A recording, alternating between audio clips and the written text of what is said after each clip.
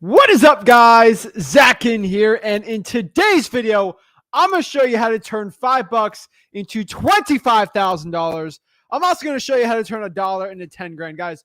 The point of today's video is I'm going to show you how to take a little amount of money and turn it into an insane amount of money through the power of wholesaling real estate. I'm going to say this. It's not all glitz and glamour, guys. It takes work. But wholesaling real estate can absolutely change your life. I'm here to break down exactly what you can do starting out in wholesaling real estate, how to change your life, how to go from a little amount of money to an insane amount. Guys, you can even have a $0. I'm going to show you exactly how to do all that today in wholesaling real estate so you can have the most success possible. Guys, I'm telling you right now, wholesaling real estate is the key to changing your life. It is basically free. It's one of the most free side hustles out there, and it's one of the best ways for you to have the most success possible. So before I break it down, guys, we are live. I'm excited to go. I'm ready to share it all down. Before I break it down, smash that like button, hit that subscribe button, comment below your questions, and we're going to break down how to turn $5 into $25,000. We're ready to go. I'm going to show you how to turn that into that. We got the nice little thumbnail there today, but we're going to break it all down. But if you're ready, jacked up to learn wholesaling real estate, ready to go, let's break it down. Woo!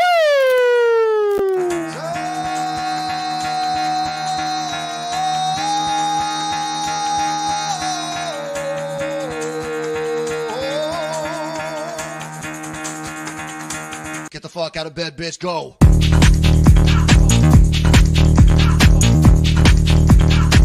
Get up, and get the guy go.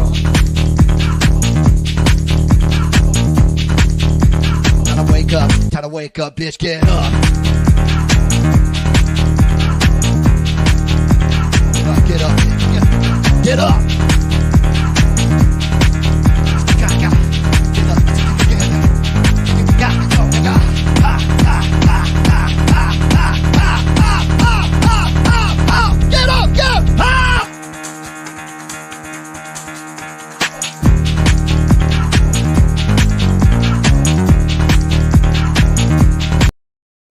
Snap! What is up? We're ready to go. We're excited. I'm going to break it all down today, guys. Let's get it going. Let's check the audio. Make sure the audio is working good here. Always checking the mic here. So sometimes it gets scratchy, but all I got to do is just go reset it really quick. So let's go check it out. Yeah, it's fine. Maybe I scream a little. Maybe I get a little too excited in wholesaling real estate. But guys, what we're going to do today is break down exactly how to turn $5 into $25,000, how to turn $1 into $10,000, the entire wholesaling real estate process. That's what we're sharing today, guys. You look at the thumbnail here, guys. It looks exciting. Go from rags to riches, trash to cash. We're going to break down all today how to do it. So we're going to break it down and share it. Make sure you smash the like button and subscribe. I appreciate everybody on here. Let's get into it. I am ready. Let's break it down. Woo! All right. So how do you turn $5 into $25,000 in wholesaling real estate? Let's break it down. So in today's video, we're going to break down exactly how you can make about $25,000 in assignment fees with just $5. I'm going to tell you right now, it's exciting because one thing I can tell you in wholesaling real estate is you can literally turn nothing into something, but the only thing you have to put in return is actually going out here and putting in the work. If you put in the work, you will get the results. If you do not put in the work, the results will not follow. It takes consistent action to get consistent results in wholesaling real estate. Pretty sure everybody knows that, but just to say again, that is what it's going to take. Also, going to tell you how to turn $1 into $10,000, all in about 7 easy steps. Around 7 steps to really break this down when you don't have much money. And I kind of put it in an easy format for you guys. So again, this is live, but remember when the live is over, you can go replay it, watch it, take your screenshots. Don't feel like you have to write all your notes instantly right now. You can always go back and sort of see how the process is going. So let's break it down right now. So let's go into step 1. So what is step 1? Step 1 in wholesaling real estate, I don't care how much money you got, you need to identify your market. There's people in virtual wholesaling real estate. There's people in local wholesaling real estate. I don't care what you have to identify what your market is. What is my average ARV in my market? How do I find the median home price in my market? How do I figure all these things in my local real estate wholesaling market? You're going to have to figure this out. The most important key steps I could tell you is if you want to figure out kind of the information on your market, getting that data. Again, you're not alone in this. Right here is freewholesaling.com. That is my free real estate wholesaling course where I teach real estate wholesaling for free. 99% of people know I just scream and talk about that like all the time, but I'm telling you, if you want to start like breaking it down and getting into everything, you should identify your market. That's going to be the first thing you need to understand.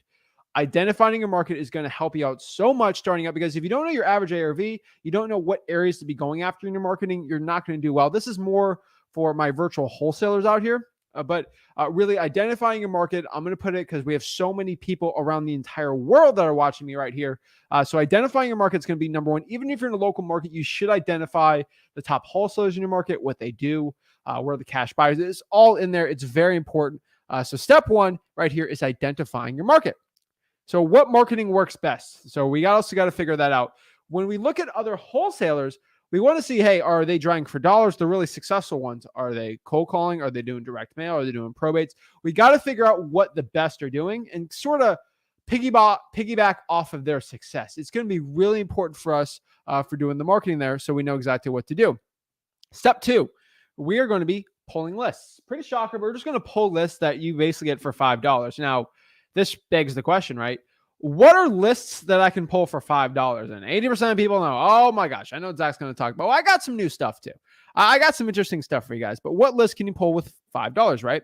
You got your government lists, basically $5 in gas money, right? That's really going to have you find. So these are the lists you can pull about $5. You got your government lists. You can basically, drive in person to and pull that. That's basically what $5 is going to get you. You got your Zillow for sale by owners, right? You got JVing. You have pre-foreclosures. Another really big part here is title company lists. I can tell you right now, you got no money. Your title company actually has software and data. Most title companies, because most of them are used like 3 or 4 of them, right? Basically, they can give you some probates, some pre-foreclosures, sometimes liens. Title companies, if you ask nicely, they can provide you some motivated seller data and lists. It's actually a really good one to be going after, and definitely one I recommend. So you can actually go out here and actually start pulling lists like this. So basically government lists, again, we're going to break down government lists, but like Zillow for sale by owners, JVing, pre-foreclosures, title company lists. So Zillow is basically someone who lists the property for sale by owner. We're going to break down government lists. JVing is basically co-wholesaling. It's basically when you're partnering up with another wholesaler on splitting the deal. We're going to break down a little bit that. I got a little system for that I'm going to show you here in this video too. Also, pre-foreclosures, guys. In pre-foreclosures, we really want to break down. So pre-foreclosures is basically somebody that has 2, 3, 4 payments behind on the mortgage. These are a really good list to be going after because there's a ton of motivation on these lists.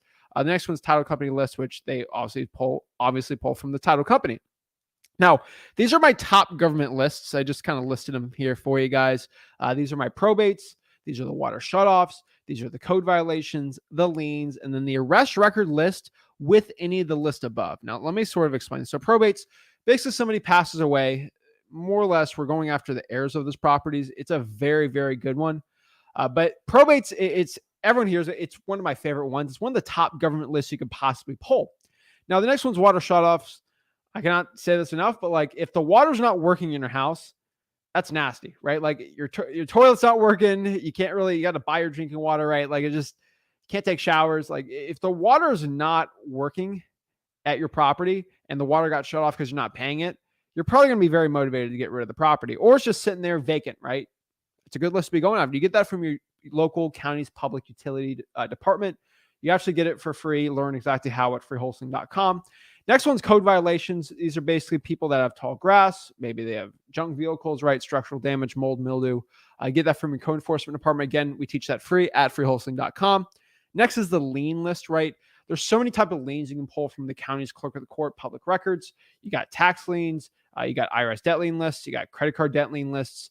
The liens kind of go over. I mean, there's child support liens. I don't like the mechanics liens too much. You got utility liens. They're like solar liens. Guys, there's a million liens out here. But I like generally, like most of the liens are good. I like the tax liens the most. And credit card debt lien lists are really good too. People are behind on the credit card payments, right? And then the arrest record list. Now, I don't think you should go after every single arrest record, right? If you can go after an arrest record and see if they have any other motivating circumstance, maybe they have an IRS debt lien list, or maybe a Department of Revenue for like a Georgia Department of Revenue lien, and they got arrested, that's probably a good list to be going after too. So that's definitely a list I would be saying you probably should be going after. Now, What's step 3? Obviously, we got the list. We got to sort of figure out how to get a hold of these sellers, right? So we have to once we get the list, we got to get a hold of the seller. So how do we get a hold of the seller here, right? Basically, you can use these methods, right? You can either cold call them. I recommend truepeoplesearch.com to get somebody's phone number. I love truepeoplesearch.com. It's one of the best free skip tracing platforms out there. So use truepeoplesearch.com, truepeoplesearch.com. Get their phone number absolutely for free. You can do a voicemail and text. Basically, you can call somebody, leave a voicemail in there. You can drop voicemails, but with $5, it's going to be a little harder to do. You can text with Google Voice. There's a lot of free services out here to go text. You can basically just put sticky notes on properties if you have a bike or you're going to walk there, sprint there, you got $5 for gas. Basically on Amazon, I checked it today. It's about 1.3 cents per sticky note. Not that expensive. Okay, so it's very cheap. So 1.3 cents a sticky note is pretty good. Or you can use the buddy approach if you want to get a hold of sellers and do your marketing. And this is a free hack. So let's talk about the buddy approach. Gurus love using weird words and creating courses over it, right? So I made my little one and call it the buddy approach. Some guru's going to steal it. What am I going to do? But I told you here first, just FYI for everyone. So let's break down what the buddy approach is. I've been telling everyone to use the buddy approach for a while, but let me kind of put pen to paper and show you what the buddy approach is. Now, the buddy approach is basically step 1, you find a buddy, right? Usually another person that wants to make some money, they want to get into wholesaling, that there's someone, maybe if I live in, I don't know what, England, right? And I wanted to go wholesale in Dayton, Ohio. I want to find a local guy or a buddy or gal that lives in Dayton, Ohio, right?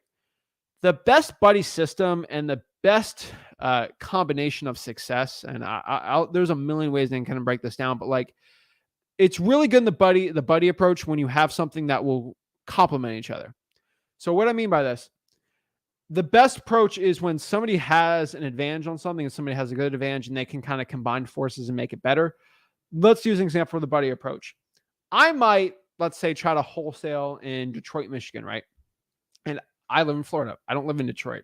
I can't drive for dollars in Detroit. And I got $5, right? What am I going to do? I can find a buddy who is in Detroit. They're getting started in wholesaling real estate, but they're very nervous talking to sellers. They don't want to go out here and do the marketing. That scares them. They don't like talking. They're kind of a quiet person, but they have money. They can drive for dollars. They want to get in the wholesaling real estate game, but they just don't like cold calling. They don't want to go on appointments. They don't want to do they don't want to do any of that stuff, but they're okay staying in the car, listening to a podcast and drive around, right? That is the best approach. So if the buddy system where I'm good at talking to sellers, all I want someone to drive for dollars for me. I got the hustle. I got the ambition. I want to get it going. I'll skip trace. I don't care.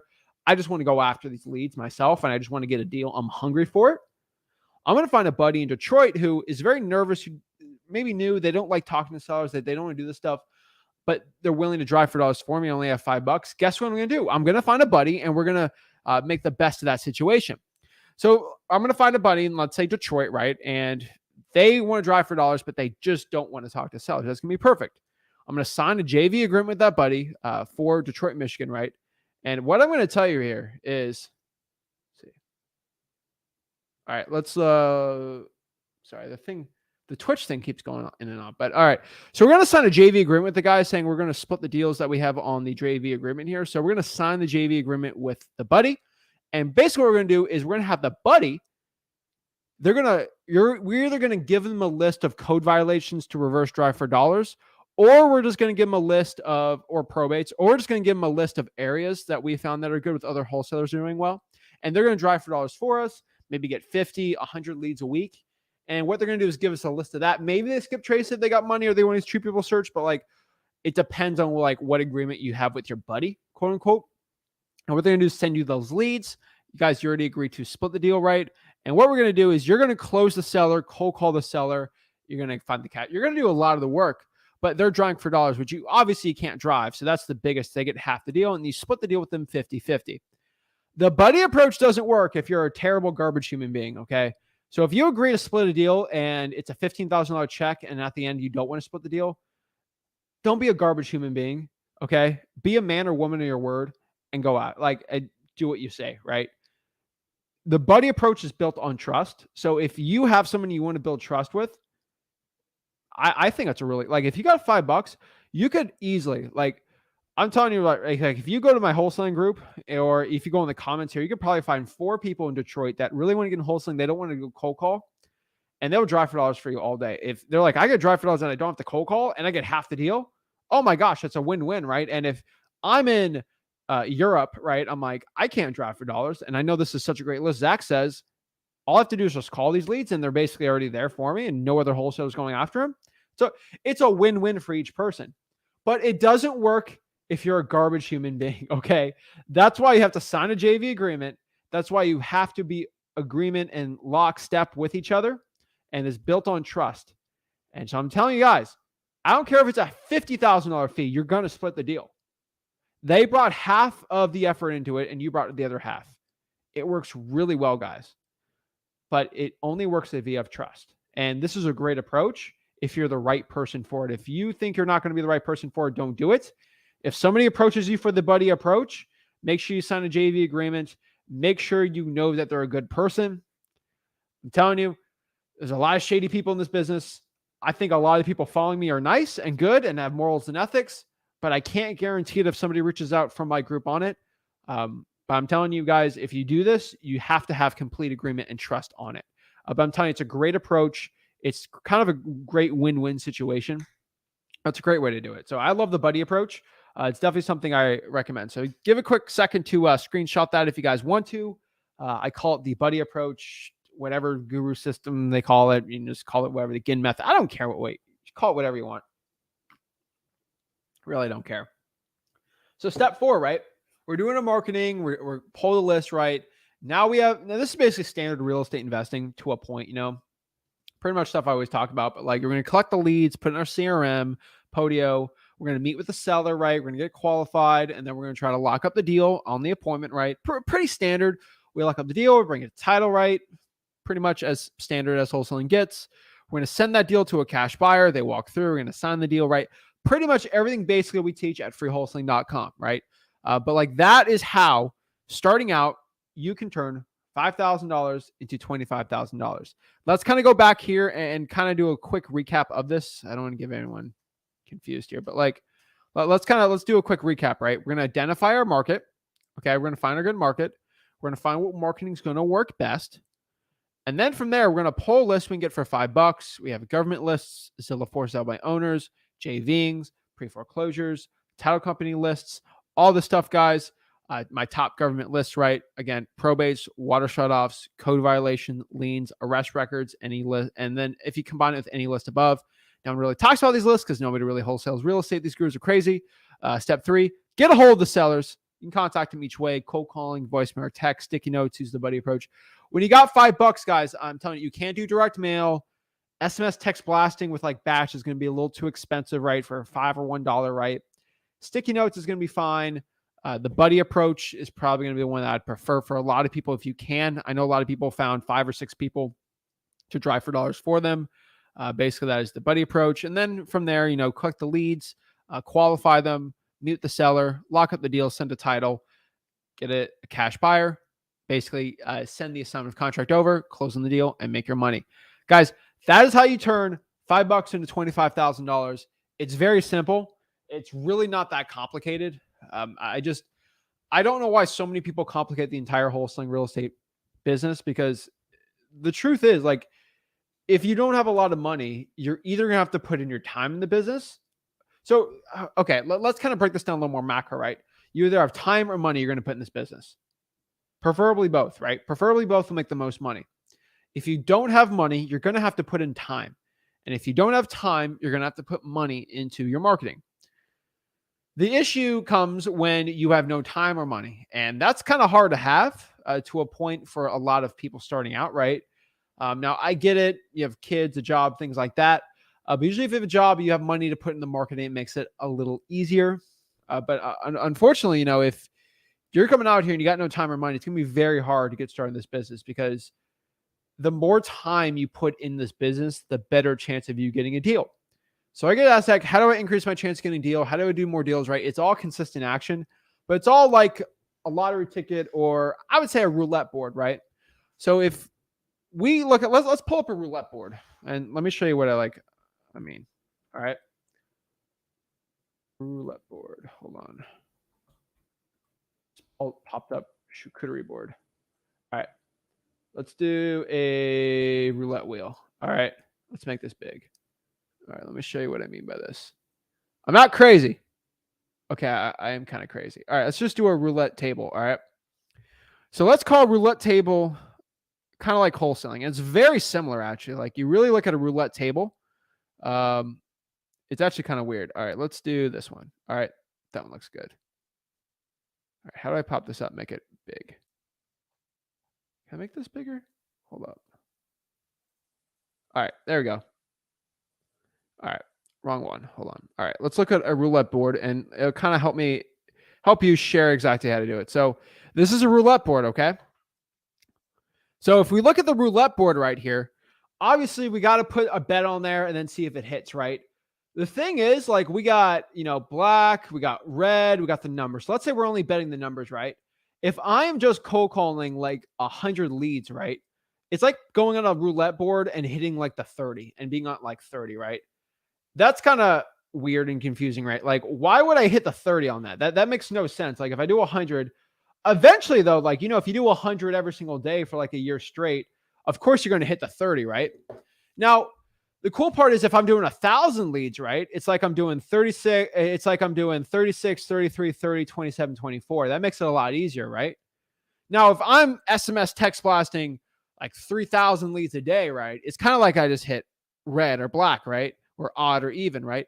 Or like first, second, because that's the coolest part. So if I put more time in this business, I just get to put more chips on these, right? And I don't lose it, right?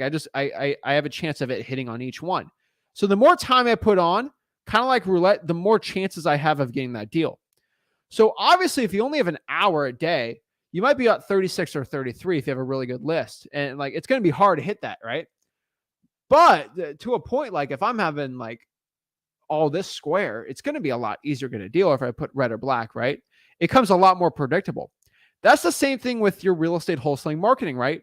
And it's the honest truth though, too. Like if I'm coming out here and I can predictably know if I bet on, the second 12, like right here, right?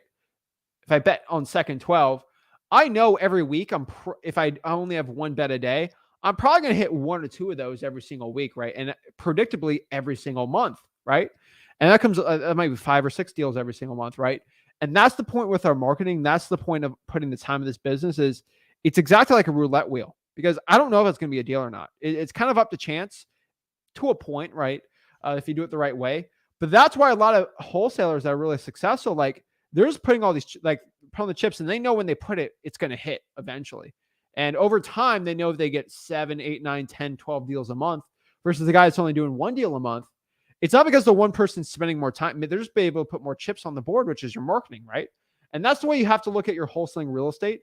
And if you can look at it like that, I'm telling you, sky's the limit for your wholesaling real estate success. So that's kind of my little roulette analogy. I don't know how to say that the right way, but that was my little analogy for it. So if you've got any value from this, make sure you're hitting that like button. Make sure you're hitting that subscribe button. So that's how it is. That's exactly how I turn that money into it. So let's answer some questions, guys. Let's do some one-on-ones today. I'm always excited for that, guys. If you want to hop on the one-on-ones, you already know you got to go to Wholesaling Houses for, which is my free real estate wholesaling group. So you can hop on and talk. So I'll put the link in the comments below if you want to go out here and learn how to talk to me one-on-one for free. Let's answer some quick questions. So I'll answer this from Ken. I got like 4 or 5 of these questions today. I don't know why, but that's kind of weird. What are your thoughts on novations? Novations is a money grab from a guru. That is going to be my one and only thought on it. That's what I'm going to tell you. I'm not the most well-versed on it. Rick is way more well-versed on it. We've talked to plenty lawyer. Novations are stupid. It's completely stupid. Okay. If you are a beginner out here, or if you're not making $1 million a year, novations are dumb. And I'll tell anyone that. Someone can go argue with me all day, but having an agreement with a seller and then renovating the property and then having them sign off at the end is never a good deal. I like to keep it cookie cutter. I like to clean. I like to take my basically my dealings clean, and it's a mess. A lot of the times when you do innovations because you can't make the money work or you can't make the deals work, and nobody ever tells you the downsides of innovations. You know why? when you watch a video from a guru about novations, why you only hear the upside, you never really hear the downside. How am I going to sell you a novation webinar or course if I tell you a downside of novations, right? No one ever. How can I ever sell you a course if I tell you what a downside of it's going to be? Right? You never hear it. You get sued. What do you think the judge is going to think on this? Like, just think about it, guys, to a point. Like, we have videos about novation. Just search novation space flip with where you kind of break down the legal breakdown of it, of why it's never a really good idea for wholesaling. But my biggest thing is gurus always trying to make a new thing. Novation's been done basically forever. In Rick's 20 years, I mean, he's seen it all. But it's basically a money grab to try to sell you on a new course and a new method. It's just a new way to do wholesaling, which is it's the same way. I tell you right now, it's like I wouldn't count on being well. It's just a money grab from a guru, but you never hear the downside of it. So just FYI, never. I don't endorse it. I don't ever say that. Yeah, do not recommend it at all. So yeah. So let's answer some questions real quick, then we'll get into the one-on-ones. All right. Let's break it down. Let's look at some of these right here. Let's see.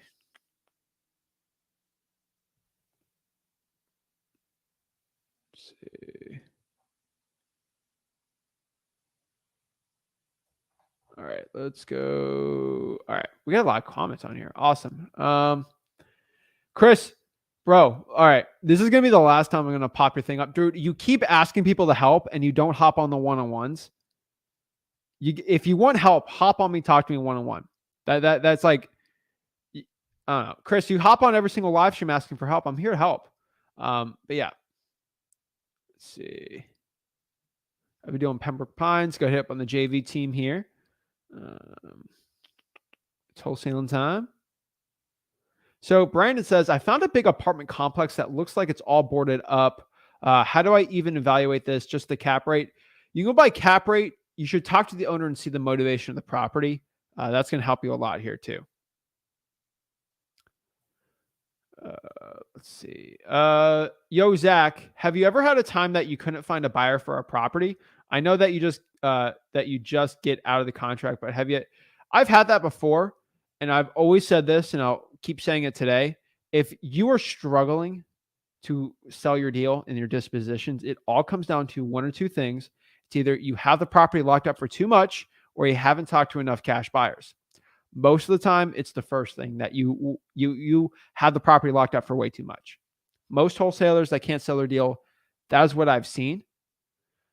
Sometimes you haven't talked to enough cash buyers, but that's about 80% of the time it is because you have it locked up for too much. And most people, they inflate their ARVs because they want to think it's worth more than what it really is, so that it seems like they're making more money than they should. But cash buyers aren't dumb. Not a lot of them really overpay too much. So yeah.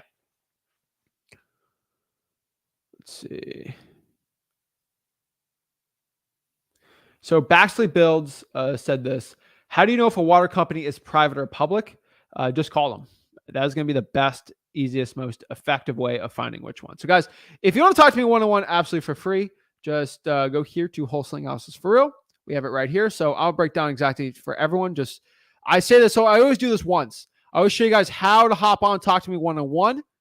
I don't ever feel bad whenever it asks after I do this, because I'm showing you right now how to do it. Just go to Facebook, go to Wholesaling Houses for Real. Once you're in here, there's going to be a feature. These are all the pinned posts, right? We had a cool little vlog, $77,000 deal. Pretty fun. But right here, this was 5 hours ago. Okay, I gave everyone enough time to hop on the one-on-ones, to be the first or second person on, right? You're going to click this. Right here, you can watch the video here on YouTube, or you click here, join one-on-one call, click the StreamYard link, and you'll hop on and talk to me absolutely for free. Again, guys, you just got to go to Wholesaling Houses for Real on Facebook. 65,600 members strong. Love it. That's how you talk to me one-on-one absolutely for free. And if you do, you can talk to me like Colin. Colin, what is up? What's up, man? How's Phoenix treating you? Oh, it's good. It's good. Yeah. Awesome, man. I love Phoenix. What's up, dude? I'm glad you took my advice. What's up? How can I help you out? Yeah. So I've been obviously following your channel and doing the free wholesaling 30-day challenge for probably the last 2 weeks. and then I've been following you for the last month. Um, just trying to find sellers. I mean, we have PropStream. We're willing to get the lists and stuff like that. We did just get the dialer today. I've been calling FSBOs. I had a meeting with a FSBO. I was $5,000 away from signing the deal with them. So yeah, I know it was, and I didn't do the numbers correctly. You know, I went through your Podio thing and set up my Podio, and I looked at it afterwards and I was like, man, if I would have gone with the number that you had set on the calculation, I would have sealed the deal. So, I mean, dude, in other than Maricopa, that, you can really kind of push the numbers really tightly versus Yeah. other markets too. yeah, yeah. So yeah, I mean, it's just a matter of wanting to find sellers. I mean, I think we know how to pull the lists, and I've been attempting to call them. We did some driving for dollars last week. I listened to your dad, and he was saying that you want to have about 100 to 150 properties per each time you go out driving for dollars. Is that about right? Yeah, pretty much. It's pushing Okay. it, but yeah. Okay. Yeah, I mean, we didn't get quite that much, so I think we need to spend more time doing that. But yeah, I mean, we're eager. We want to do it. We're trying to do everything we can to get it done. It's just finding the sellers, getting people to pick up the phone has been kind of the task. Okay. You know what I'm going to say. Have you done reverse trying for dollars on those deals? No, not yet. Dude, it's killing two birds with one stone. Do you cold call yourself? Yeah, Does it get annoying sometimes? I've been doing it for 5 years, so I kind of enjoy it now. How many hours do you cold call? So right now, I would say probably no more than maybe 2 to 3 hours a week. All right. Well, that's not too bad. But I can tell you do you know what your contact rate is for the drawing for dollars? 1 out of 38. Right Okay. now. We only That's pulled not good. 38. That's No. terrible. Okay. Yeah. I can almost guarantee you could probably get a 25%. What's that 1 out of 38? All right. You know your numbers, which I like. 1 out of 38 is 2.6%, right? Yeah. If you reverse drive for dollars, I'm telling you right now, you are probably going to get a 25% response rate. You Okay. seem pretty smart. That's about 10x more, right? Mm-hmm. You're going to 10x the amount of sellers you talk to, which is probably going to 10x the amount of appointments you do. Yeah. By just spending an extra, what? The walk to the car to the house and writing the sticky notes probably going to be an extra hour a week to 10 extra results. It seems like a no-brainer to me. And the leads come to you. So I just want I want you to make the most out of your time, you know? Yeah. I mean, so obviously I've told you before, but I'm a local realtor as well. Yeah. Yeah. I don't wear that as a badge of honor necessarily, but I like doing it. Anyway, so do I have to well, I don't know if you know the answer to this question, but on the sticky note or anything, do I need to say that I'm a realtor? Are you aware of that? You might. Don't you have a law line? Yeah, we do. Yeah, with the broker. It's called a law line. Okay. Say I'm reaching out to sellers and I'm door knocking, right? Because you are. All legal. Is it okay if I leave a sticky note if I don't have a card to go contact me? Is there anything I have to say? And guess what's going to happen if you get a letter from the Realtor Association? You're going to write down, the law line told me X, X, Y, and Z, and you're going to be fine. Yeah. Make sure you get the person's like information on the law line and you're done, right? Yeah. So call the law line, get their advice. They say it's fine, or you got to put a realtor. Just, maybe you can put in the corner or something. I don't know, but unless you have to put your information on there, but like, I don't see it as a problem, right? Yeah. No, I think that's it. I think that's a good way to go about it. Yeah. So you would recommend, instead of just driving for dollars, you're recommending doing the pre-foreclosure where you put the sticky notes on, or some of the other lists? You can do that too. Yeah. Code violations, others. Yeah. Because in Phoenix, man, I'm telling you, you are probably number 100 doing the pre-foreclosures and calling. Calling, it's like not even a shot, right? You already know that. Right. The amount of people just putting sticky notes out in Phoenix is very low, right? Like, what, 3 or 4 maybe? if it's a big list. And dude, my market, I compete with 5 to 10 wholesalers every deal, and I whoop their butts. So if you get it's easier to compete with 3 or 4 wholesalers when like you're a nice guy versus like 50, right? So that'd be my advice for it. Okay. The other thing too, one of the questions I had for you was yesterday you were mentioning when I was chatting a little bit with you on the chat, you said that you might recommend doing virtual wholesaling because Yeah, of my market. yeah, Phoenix is weird, man. I like a 50-50 approach. Some people make it work virtual. Some people do it really well in person. You sort of have to figure it out. With the amount of stuff you're doing and with your abilities, I would probably give it a month or two locally Okay. and just try your heart out on it. If you do 1,000 reverse drawing for dollar sticky notes and you're not getting good results and you've tried everything, then you should sleep at night knowing you tried everything you can in Phoenix. Yeah. And you could make Phoenix work, but you're gonna have to push it hard. Yeah, I think that's the one thing we realized was like we recognize it's an uphill battle. We have certain companies, without naming them, out here that are spending millions of dollars on advertising That and all doesn't that matter. stuff. So, no, I mean, doing the sticky notes, I think, is a great example of. Look, they're not doing it because they can't. And I'm making 6 figures as a realtor, even though these companies exist. So it's like I guess what I'm saying is like there are Yeah. competitors, but If you're making 6 figures as a realtor, I'd probably stay local. Just being honest, I would probably stay local. That's probably going to be a good idea for you. Why would you say that?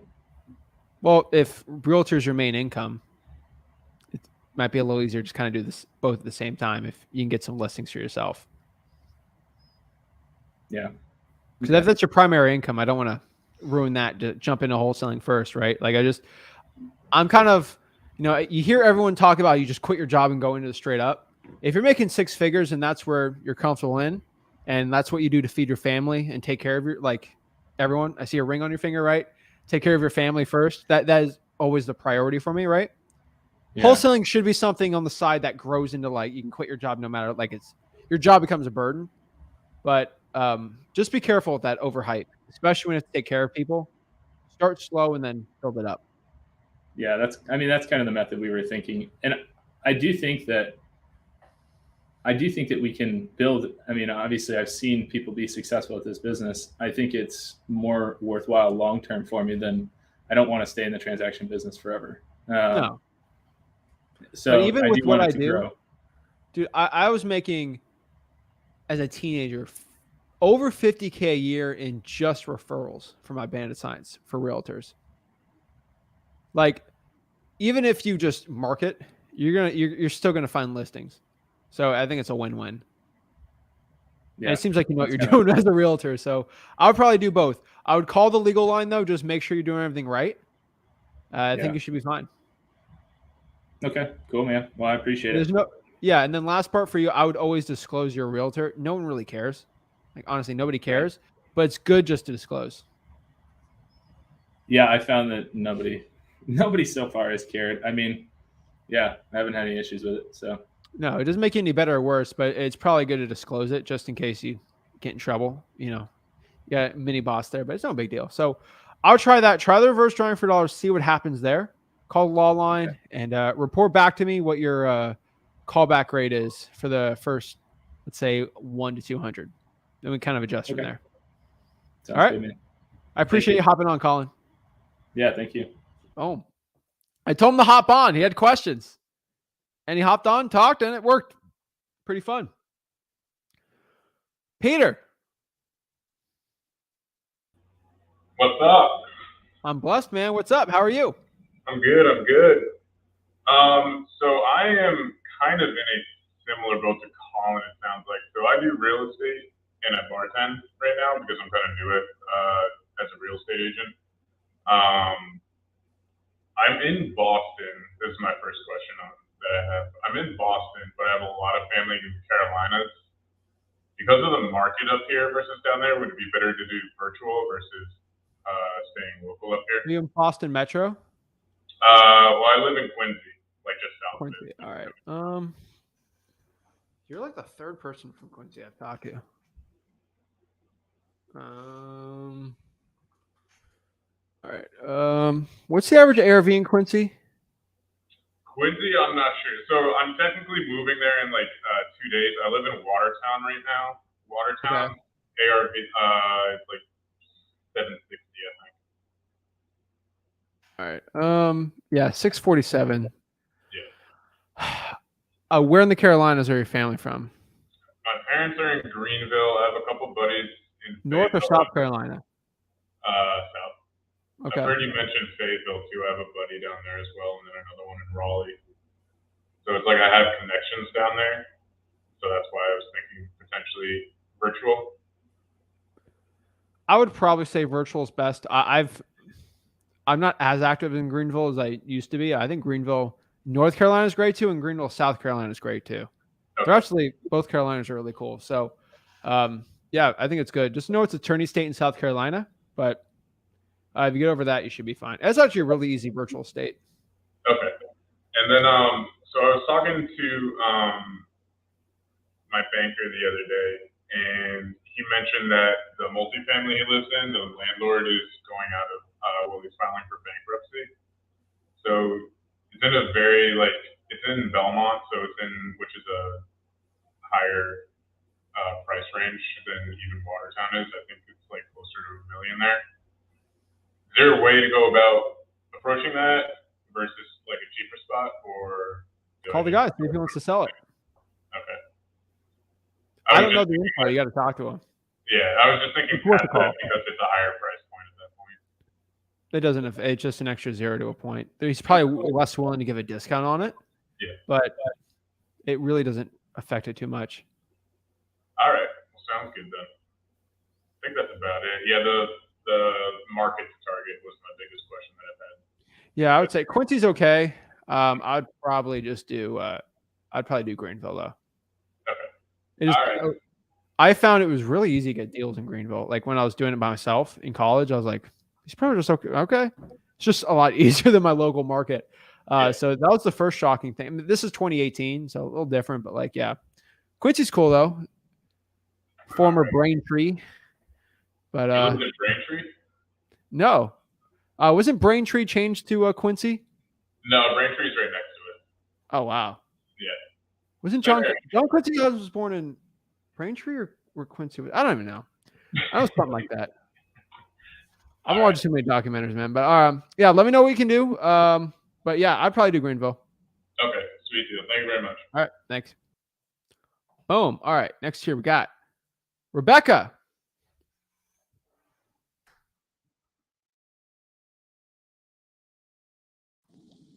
Hello.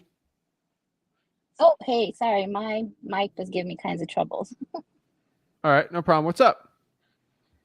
Hey, I was just gonna get on today. I got a code violation list, and it's like from July, and I don't know. I feel like it might be too old. I just wanted your thoughts on it. If they're open, I'd still contact them. Okay, so yeah, and also I finally, because I think last time we talked, the last code violation list I got, it didn't actually tell me what violations they had. I figured out how to see it. I figured out. So now I know all the code violations that are there. Yeah. It's just better. It's like traveling with a car versus a bike, 30 miles. It's so much easier. Yeah. So I narrowed it down. I'm just trying to get a filter because money's a little bit tight. So I'm using True People Search a little bit more. But I have a whole bunch that I need to skip trace. I'm trying to do at night so I can make my calls during the day since I've got more time. Awesome. All right. Well, I just want to make sure that list wasn't too old. I'll still continue to ask them for one like every 10 days. Okay. And hopefully go from there. Perfect. Thanks, I appreciate the accountability. Yes. Thank you. All right. Thank you. Bye. Bye. All righty. Keep up the question, guys. Let's see here.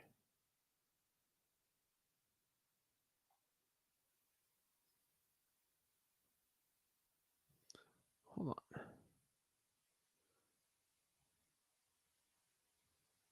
All right.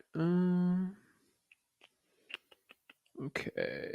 Next here we got Chadwick. How's it going? Can you hear me? Loud and clear. What is up? Yes. So I made my first deal last week. I told you from South Africa. Awesome. Congrats. Yes. Thank you. So I picked up Richmond as my market place to wholesale, and I have a budget of $1,000. So what must I do? Like, what's the step I need to take to get one or two deals? So there's a lot of ways with a grand to reinvest it, right? I would say cold calling government lists are probably going to be a priority for you if you're doing virtual wholesaling. I would see if you can find some buddies that can draft for dollars at the buddy approach. I would also add if you really want to, maybe some PropStream lists. But like I would probably stick to mostly cold calling government lists for now. I want to keep that momentum you're going. Maybe after the second or third deal, we can get into texting. But let's cold call some more government lists and then get a couple deals and then go from there. All right. Sure. I'll also hire a VA also to do cold calling. Like, must Say that hire one a more time? VA. Must I hire a VA to do the cold calling for me? Okay, you have one already? Must I get one? Oh, you don't have to get. How did you get your first deal? Tell me about that. It was a JV on Facebook. Okay. Well, I'd probably do the cold calling government, but also, if you got your first deal, do it again. Find another deal JVing, right? How much was it? $4,000. Oh, all right. I like it. Dude, Thank you. why don't And all thanks to you. dude, all thanks to your effort, man. Appreciate that's awesome, dude. Let me ask you this. Like, if you're getting just do what works. Like, if that's working, focus on that, and then I would start adding in the cold calling for government lists first. I don't like VAs until you get a good grips on cold calling yourself, so you have the skills for it. But yeah, that's probably what I do. All right. Thank you so much. I appreciate it. Awesome. You're inspirational. Thank you. Keep it up. Sure. Woo! $4,000 in South Africa. I love it. Woo! Love to see that stuff. Next year we got Graham. Boom! The internationals are on the board again. I know. I love it. South Africa. Hey, it's all happening, mate. See, this is a place to be. Dude, hey, it's amazing, man. Dude, it's your dodgy uncle, step uncle from Australia. Oh, I just yeah. sort of jump on. What the big question for today is? What are you doing Saturday?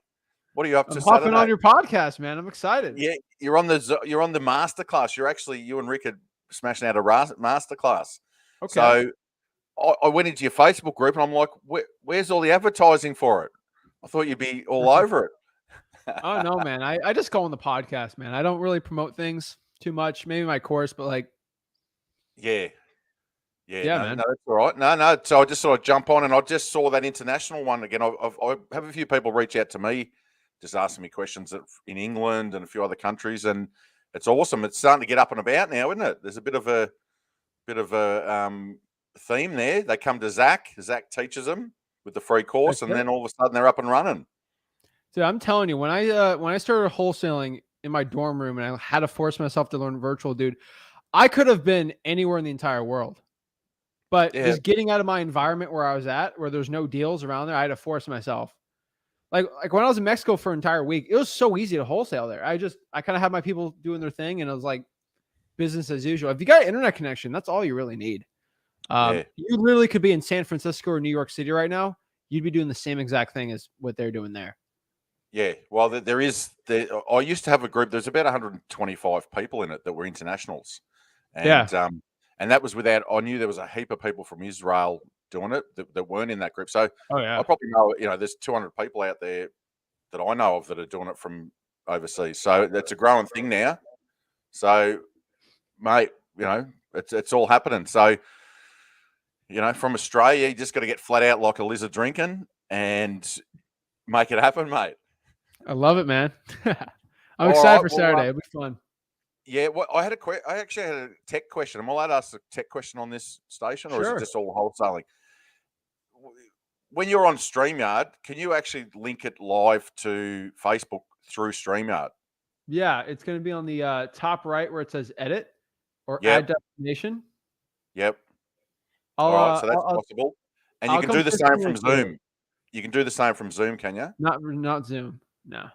Because the masterclass that you're going to tear it up in on Saturday is on Zoom. It's going to be a big You can Zoom. do Zoom to one place, Zoom to YouTube or Zoom to Facebook. You got to choose which one. Ooh, yeah, I might do Yeah, it. not fun. Yeah, I anyway. would probably do YouTube and then put the YouTube on the Facebook after. Yep. Because All people right. watching Well, live should be on the Zoom. that could be first question of the masterclass. Zach, how do I do this? And you might have to help me, but looking forward to it. That'll be fun, man. Get your followers to come in and be a part of it because it's going to be awesome. You got me a little brochure, didn't you? So you know what the big topics are all about. So you're ready to go. I'm excited, man. Me and Rick will be on there. It'll be fun. Can you just tell Rick? I promise there'll be no dad jokes. There's no dad jokes. I did it on the podcast. Oh, he'll be doing them. Don't even worry. All right. Once again, thank you guys for helping me out, and always appreciate hanging out with us. All right, I'll let you go. Let some young internationals get on and do some deals. All right. Appreciate it, Graham. All right. Good on you, Zach. Take it easy. All right. See ya. Yeah, we're going on Graham's channel. He does a lot of free content, which is great. A lot of JVing, networking. So always want to support him out there. So yeah, we'll be on Saturday.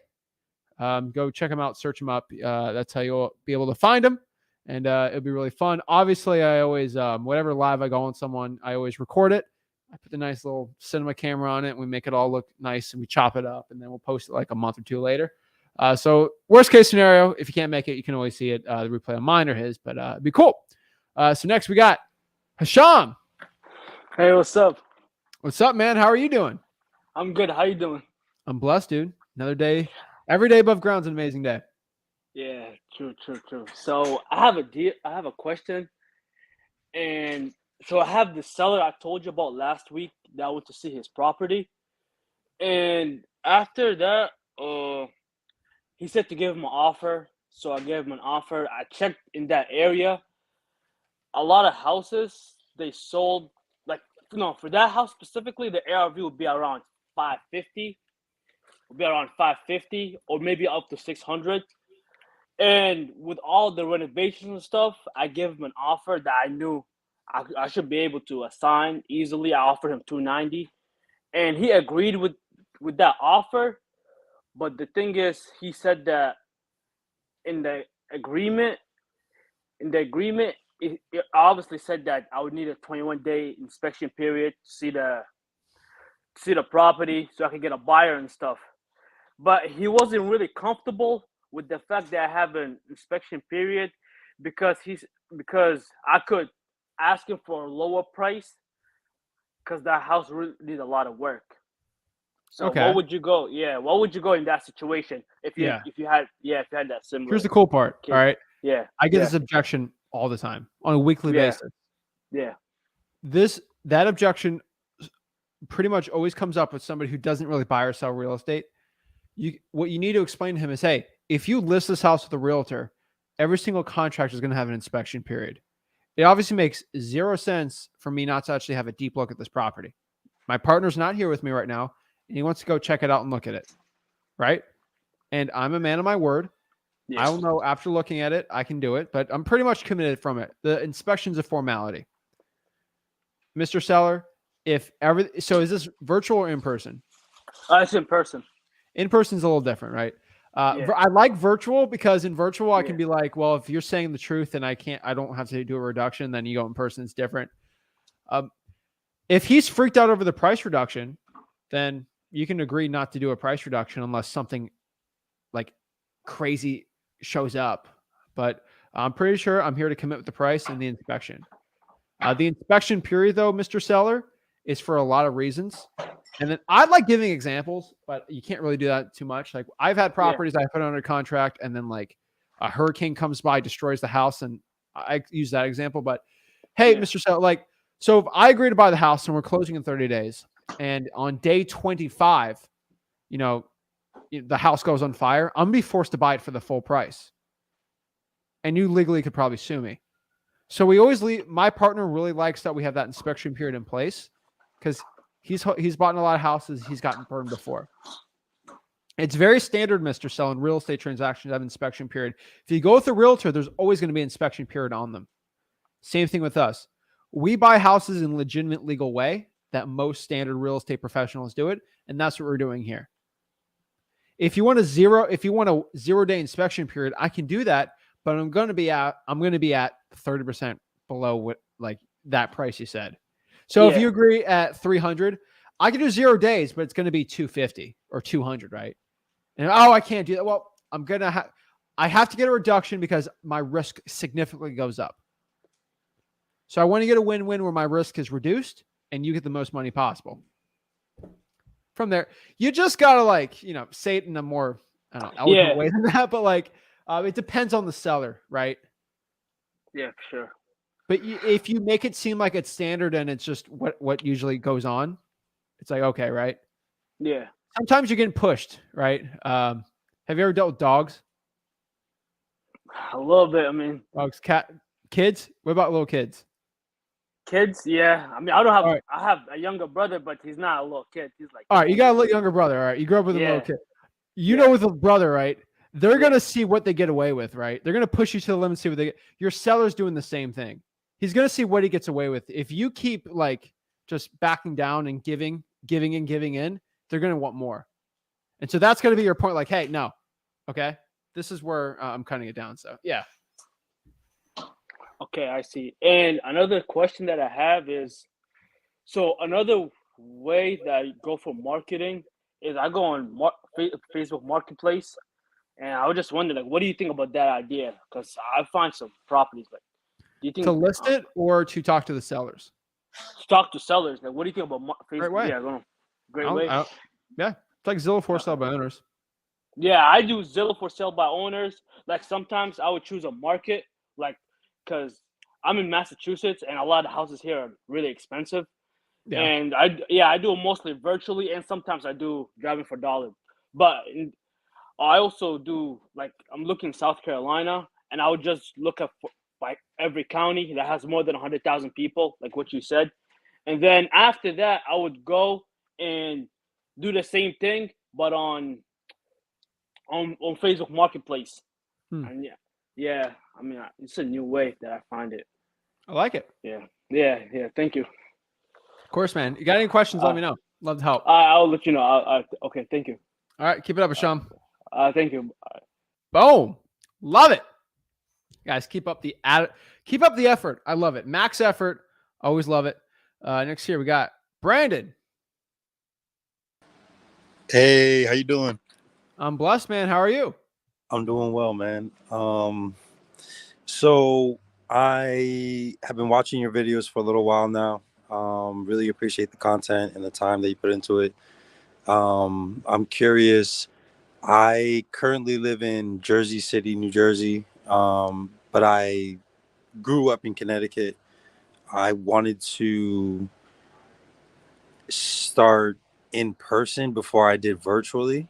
And I'm curious what you think about these markets and whether maybe virtually would be a better option, or if I could find some traction in these states. What state specifically? Well, I'm living in New Jersey, so I know you're in Jersey City, right? Yeah, so we could start with Jersey. Let me just look up Jersey City. Jersey City's Jersey. Oh, it's like New York, Jersey. Okay. Yeah. All right. I mean, honestly, it's about Bergen, right? All right. I would say virtual. I'm just being honest with you. Okay. And if you could look up one more market, like New Britain, Connecticut. Where? New Britain, Connecticut. New Britain, Connecticut. All right. All right. Why do you want New Britain? What's attractive about Hartford? It's a college town, and the college seems to be growing, steadily. It's right between Hartford and a few suburbs. So apart from people investing into the college area itself, I'm starting to see a Starbucks opening up. I'm starting to see, businesses coming. I have family there. That's where I was born and raised. Yeah, median home price pretty good. Yeah, I like it. Okay. Just know you're not owning real estate there, so like that doesn't like mean a thing to me really. So now the median home, that's probably the lowest median home price in that New York metro area. I mean, you're kind of past New Haven there, but like, you knew White Plains though. I like it. Cool. All right, man. Yeah, I think it worked. One other question that I had was when doing probates and skip tracing, I have PropStream at the moment, but I'm confused as to how to find like the heir or like the responsible party On a pre-probate, on a pre-probate. you're gonna have to skip trace them, Okay. or use True People Search and find the relatives on it. Okay. And does that signify like who is responsible for the property, or Most is that likely, something that you can't guarantee it, Gotcha. but it's pretty much Gotcha. like All right. 95% accuracy. You know. All right. I appreciate your time, man. Thank you. All right, you know how to do that, right? On True People Search. Well, I have I've been using like PropStream skip trace. I don't know if PropStream skip tracing's not going to give you the relatives information. You got to use another skip tracing service for that. Gotcha. Okay, I've been using True People Search, so I can. We'll just look it up, see which ones work for you. But yeah, Sounds good. All right, man. Thank you. appreciate it, Brandon. Take care. Boom. Yeah, that's a good mark. I think, all right. So when I look at like New Britain, right, I look at it like, all right, ARV is 231 average, city population 74,000. It follows the rules that I've been telling you guys. So ARV under 250 and city population over 50, hopefully, and county population over 100,000. You're good. Cha-ching, right? Money. Fernando, currently cold calling while watching the live. I love it. Fernando, appreciate that. Keep it up, bro. I always love seeing the hustlers out here. Fernando's making it work. Jesse. Hey, can you hear me? Yeah, what's up? I was going to ask you about a tenant being in a property. The woman's wanting to sell, and there's a tenant in there, and she says that they're supposed to be moving out, but she hasn't gave me a set date of whenever they're supposed to move. And I was going to see what you think about that, or how I should go about getting her to tell me exactly when they're leaving. If she's supposed to get out, it should be within a month or two, I'm assuming. Okay.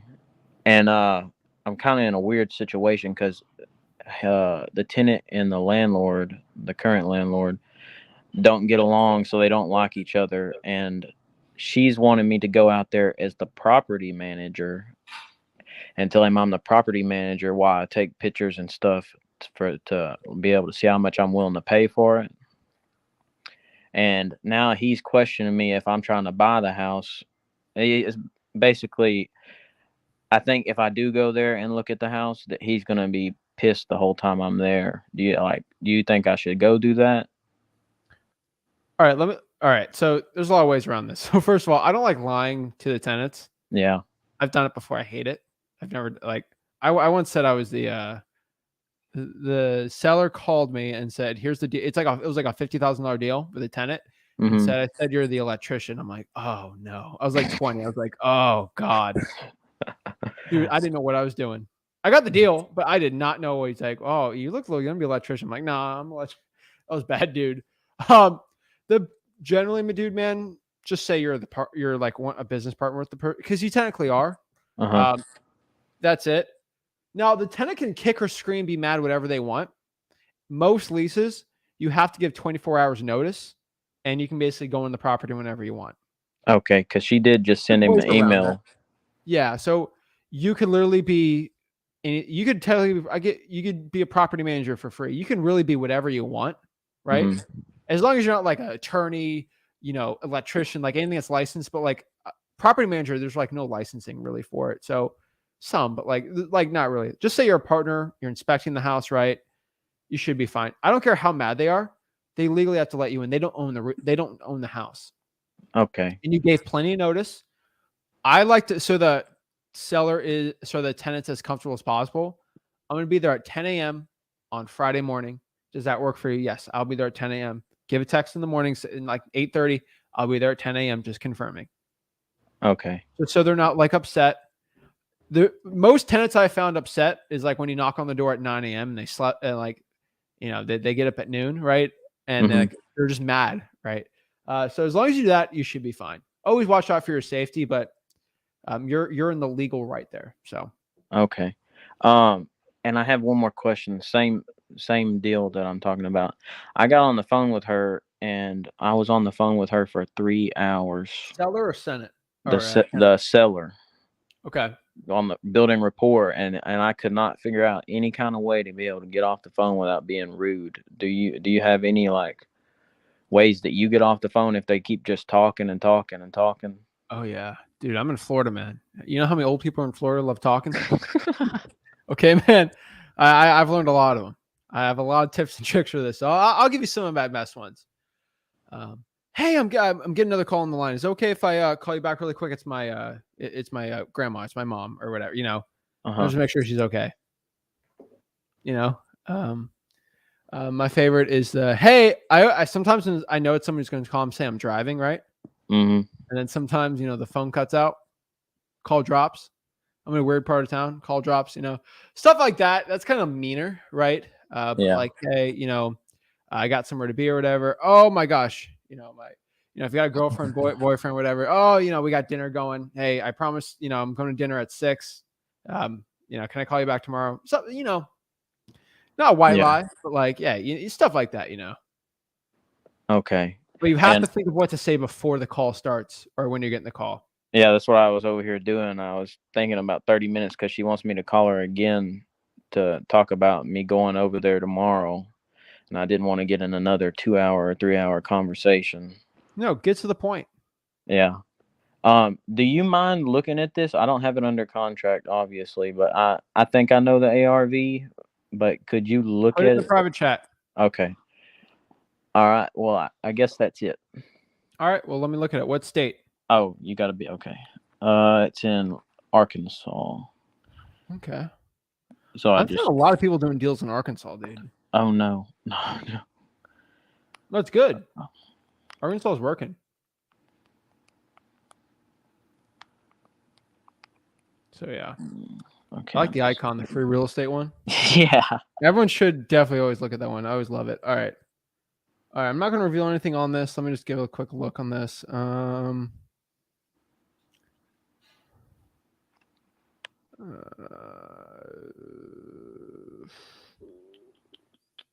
Okay. Hold on. Huh. What do you think your ARV is? Well, there's one that says it sold for 40,000, and I don't know what the inside looks like. But the other houses are, I'm just estimating around like 100 or 90 to 100. I would say 85, 90 is the ARV. Okay, and that's what she's wanting right now. I would want to lock it up for 60. Yeah, that's what because she's wanting, and it really doesn't need any repairs, but she says that she's having health problems and the tenant's driving her crazy. How much is the how much is the let's see, the rent? A 900. So I came up with the 1% 60 rule. 60's cash, dude. Okay. Yeah, that'd be a good deal, man. I'm just looking at that. Population, dude, you have a great market. I'm not even going to talk about it. I'm keep that in the hush hush. All right. All right. And you're in a great market, dude. Are you local? I'm 2 hours away, but I drove there last week and got a house under contract. Where do you live? In Texarkana. Where? Texarkana. Texarkana. You just mixed Texas and Arkansas, and oh my lord, what you'll come up with next? Why don't you do that market? The Texarkana. Yeah. Well, I found out that Texas is a non-disclosure state, so I didn't know how accurate the PropStream estimations are on the sold prices. 99% accurate. Oh, okay. They actually have the ML. Let me tell you what PropStream does. You can use Batch if you want to. PropStream gets the MLS data, and then they have a legal agreement with the MLS not to give the exact number, so they skew it by 1% on purpose. So you're 99% accurate. Oh, because I was thinking I was going to have to go get a real estate license to be able to get on the MLS to see all that. PropStream batch is pretty. Batch claims 100%, but they're pretty similar to PropStream.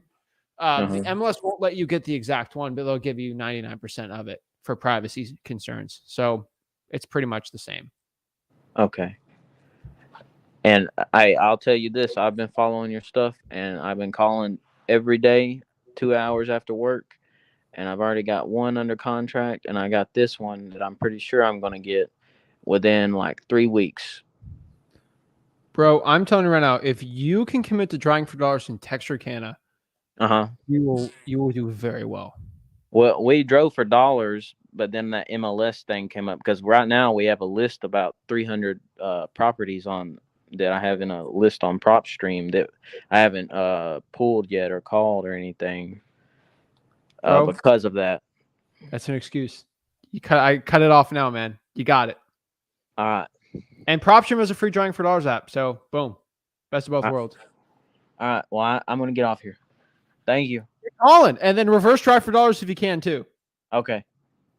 Dude, I want to hop on and see some more success. But yeah, I think 60, dude, is no brainer. No brainer on that one. All right. Oh, you getting me excited.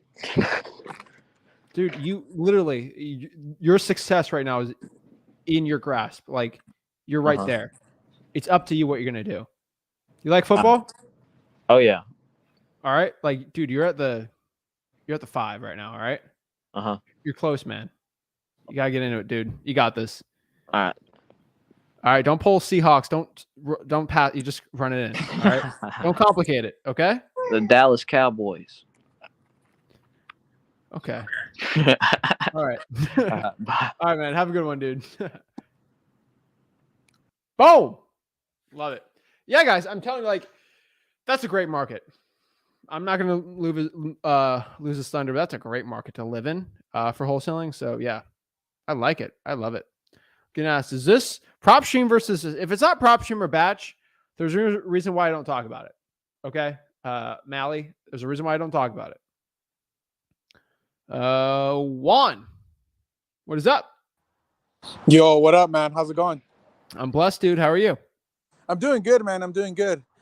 So I wanted to ask you something, bro. We had talked a couple weeks ago because I'm right here in the Southern California market, so LA, Orange County, and all that. So I recently switched it over about 2 weeks ago. So I did pull a list in Charlotte, North Carolina, high equity. And you know what? Like at least with SoCal, I was getting, a good amount of leads, maybe 1 to 3 a day. Really depends. Obviously, it didn't go anywhere. Just as you're aware, this market's not that great. But in the last 2 weeks with Charlotte, I have not gotten that many leads. Maybe 2. They weren't even solid though. So I'm kind of like stuck in like what should I go after next? What's on my screen right now? I see the the medium home price. Median home price. Yeah. What does that say? It says 403. So I know it was going with like 250 and around there, the ARV, right? So I was just kind of that's the average. The average has to be 250. The average. Okay, got it. Okay. So in that sense, when you're looking at that Zillow medium home price, what are you looking for that number to be 250? Yes. Okay, got it. So maybe that's why that's not going well for me then. Right. All right. Let me give you one thing. All right. So this is 403, right? Yeah. And what market do you live in now? I live in Orange County. All right. Even San Bernardino, it's 466, bro. Yeah. 400 Charlotte, 406, 400, dude. Right? Yeah, that makes sense. I mean, Orange County is like, it's even in. It's worse. I know it's bigger. Yeah, I'm just telling you, man. Got it. Okay, so I make the rules. And I tell you the rules. You got to follow the rules, though. Yeah. No, it makes sense.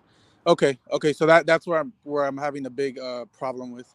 I just Yeah. I guess it was assuming that it would work because it's still lower than what it is out here, but okay. I definitely Rules. understand. Follow the rules, man. Got you, bro. Well, I mean, if you can suggest anything for me, what would you go after if you're in my position? ARV average is 250, and the city has a population of at least 50,000 people. At least 50,000. Okay. So what if There's the probably population? 150 to choose. Put a spinner wheel, spin it, and do it. Okay. Okay. Got you, man. So That's my problem, bro. If I tell you it right now, probably gonna be probably 150 people are probably gonna do that too. So No, do I really want to? Does that really help me set you up for success? No. no, not at all, man. Okay. No, So I when you get got back you. on here and you choose a market, Yeah.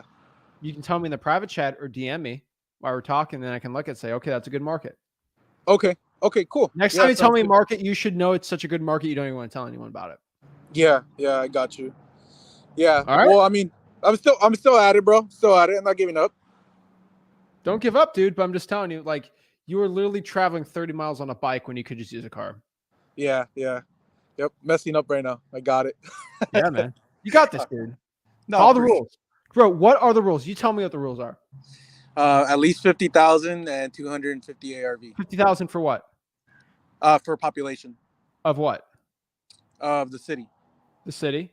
Mm-hmm. And the county's population should be around 100,000, right? 100,000. Yeah. County 100,000. Okay. And then the average ARV on Zillow should say 250. it's 249.9. Anything 250.01, I'm not doing. Okay, got it. Okay. We're not dealing with Beverly Hills over there, okay? Yeah, understood. So, all right, man, so you got this, dude. So let me ask you. So, what would be too low for ARV then? $1? I don't know. So It you doesn't would matter. go. Doesn't matter as long as it's below the No, 249. like Detroit, like we can lock up deals for 35K, sell them for 45.50. Really? That's 15K profit. Like I don't care. Okay. Okay. Yeah, that's what I think. I was overthinking that part a little bit too much, but now it makes more sense. Awesome. Even the lowest markets in America that are like not high crime rates, 30, 40, 50K, like they're still all over the place. Okay, got it. Yeah, I guess I've been like kind of in a box here just because I've pushed so hard in the last 9 months, and it's like, oh man, I'm like, is everything else kind of the same? But yeah, I see where I messed up by not following. Yeah, everything else is the same when their ARV is the same as your market. Yeah. You got this, man. Awesome, Zach. I appreciate it. All right, dude. Keep it up. All right, dude. Thank you. Have Perfect. a good day. Bye. You too. That's it, guys. Follow the rules I have at freewholesaling.com. I promise you, I have those rules because I want to help you out. Okay. I didn't make those rules to make me feel good about myself. Okay. I make that help you out. Yama. Yo, Zach. Is that the right way to say it? Yes, it is. What's up, man? How can I help you out? All right. I mean, I'm in the same position as Juan, like in Orange County, but I was watching your videos just now, and I had a question about this topic that came up with so like I don't know, someone asked like the wholesaler themselves need like a proof of funds, right? Like, and like you said you just need to qualify. Could you like go into more detail about that? I don't know exactly what you're saying, but like you said to qualify for like the type of loans, like hard loan, soft money, whatever. You remember that or no? No. I should remember a lot of stuff. Is if seller asks for a proof of funds, most likely it's because someone told them to ask you that, or you're not confident enough in the conversation. Now, if they ask for a proof of funds, I'd probably use your partner's proof of funds, which is your partner on the transaction, which is your cash buyer. So you would want to have a cash buyer prior to anything? You don't need to. It always helps. I see. Yeah, because like you said something about fraud, and then that like what about fraud? Me. Like with like if you didn't have the proof of funds, whatever, then they could like you can go get a bank loan if you want, or proof of funds from a bank if you like really want. All right. If you disclose to the seller that you and your partner are looking to buy the house, you're fine. I see. It becomes fraudulent when you say that only I'm going to buy the house and I have a big team and we buy 1,000 houses a year and you're lying. Okay. If your cash buyer's buying 1,000, me and my partner buy 1,000. Yeah. Right. It's like, dude, if I'm with Kanye West, me and Kanye West are both worth $1 billion combined. Right. Yeah. I'm only as good as my and, right? So yeah. All right. Me and LeBron once 4 NBA championships together combined, right? It's like I can say that. So that's what I'd say with your cash buyer. All right. Yeah, I mean, I just started even though I'm late to the 30-day challenge, I started it 2 weeks or 2 weeks ago. And I'm just trying to watch all the videos and I can't do what's it called? I can't do driving for dollars because I'm in that 1.2 million median and everything around me is 1 million. So do some virtual then, man. Yeah. Let me just. You got it. I'll try. You pick a market? I mean, I'm still trying to get all the information, Dude, you've spent 2 weeks trying to find a virtual market. We're gonna find a virtual market right now, okay? All right, we gotta get going, man. All right, we gotta pick it up. Week 2 of the 30-day challenge, you should already be talking to sellers. So, like I said before with Juan, you're going to literally compile tonight 100 counties with the city population is 250,000 or more. Okay. And then you're going to look at the median home prices on each one. You search on Zillow and write it down. And then just put it in a spinner wheel if you want, and then spin and choose it. And then from there, I pull the government list and everything. You know what to do, man. You know what to do. You're just not doing it. All right. All right. You know that, right? You know exactly what to do. You're right. Dude, I gave you. You have the recipe. You got to make the sauce. So tonight, right. I'll do so. Yeah, man, you better hop on tomorrow and tell me what market you choose. Okay, I will. All right, I appreciate it. Bye-bye. So, you tell me what you're gonna do? I want to know what your homework is. All right, my homework is compiling a list of all the markets that I could enter, and then putting on a spinner and choosing. Here, let me give you one real quick to help you out. All right. I'm probably not gonna be able to come on tomorrow because I got work all day though. You're good, bro. All right. Here's a website of the top 200 cities in the United States. All right, you see this right here? Yeah. So we're just going to the top 200, right? Got all these. It's a ton, right? Yeah. Gallon's cool. Syracuse, right? Mesquite, Texas. You got these. You can even. Do you see how this only goes to 144? There's obviously more than 200, right? You can go poor cities in America. I don't like that. You can kind of go through here if you really want to go through them, right? Let's kind of look, right? Let's do some data together, right? All right. Best cities to live in. No, I don't really care about that. Cost of living. Okay, let's skip most racist cities. We don't like that. We don't like that. Not snowfall. Worst cities. No. Sunnier cities. I would probably go by growing city, fastest growing, and let's do fastest growing in the United States, right? We can go there. You can kind of go by here if you really want. These aren't really too good, so let's just go by 200 and kind of look there. I can go by U.S. cities too, and these are 200. So start compiling this data too. That's what I'd say. There's plenty of websites though. Yeah. All right. And pick Zach. whatever points you like in there, and then go after it. All right. Thank you, man, for everything you've been teaching. Keep it up, dude. Let's get it. All right. Have a good day. Good one, man. Too. Boom! Woo! Love helping the people out. Love it. All right. So yeah, guys, there's 200. You could probably even go by 500. So let me see if I have that top 500, right? All right. So here, this is they have this on GitHub too. So if you really want to all right, this is on GitHub. So my little developer friends will know what I'm talking about. But these are the 1,000 largest cities in the United States. as of 2013. So obviously it should be a little different, right? But like these are top 1,000, right? You can kind of just go by here. So this is 67,000, right? And you can kind of just go through this entire list, right? Greenville, South Carolina. That's a great one, right? I'm just going here. Grand Junction, Colorado. Roger, Arkansas. Guys, like Jupiter, Florida, too expensive, but like, guys, you got Ocala, Florida. Like these are prime in like this little area from like under 90 to like 50. Margate, Florida. I don't know about Margate, but Georgetown, Texas, St. Peters, Missouri. Like, guys, this is like good data right here. Okay. This is the data no virtual wholesaler guru is going to tell you because they can't make money off of you with that. All right. I'm telling you, it works, guys. I know it works. And I'm telling you, do that, it'll work too. But let's see here.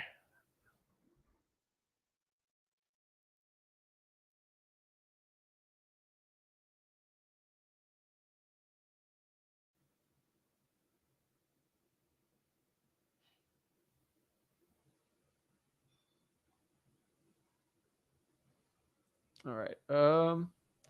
Hello? Hello. Oh, what's up, bro? I didn't know it was me. What's up? I just had a quick question. All right. I seen you kind of like coined it in a video, but I'm not sure if it was like a year ago. I'm not sure if you still need it.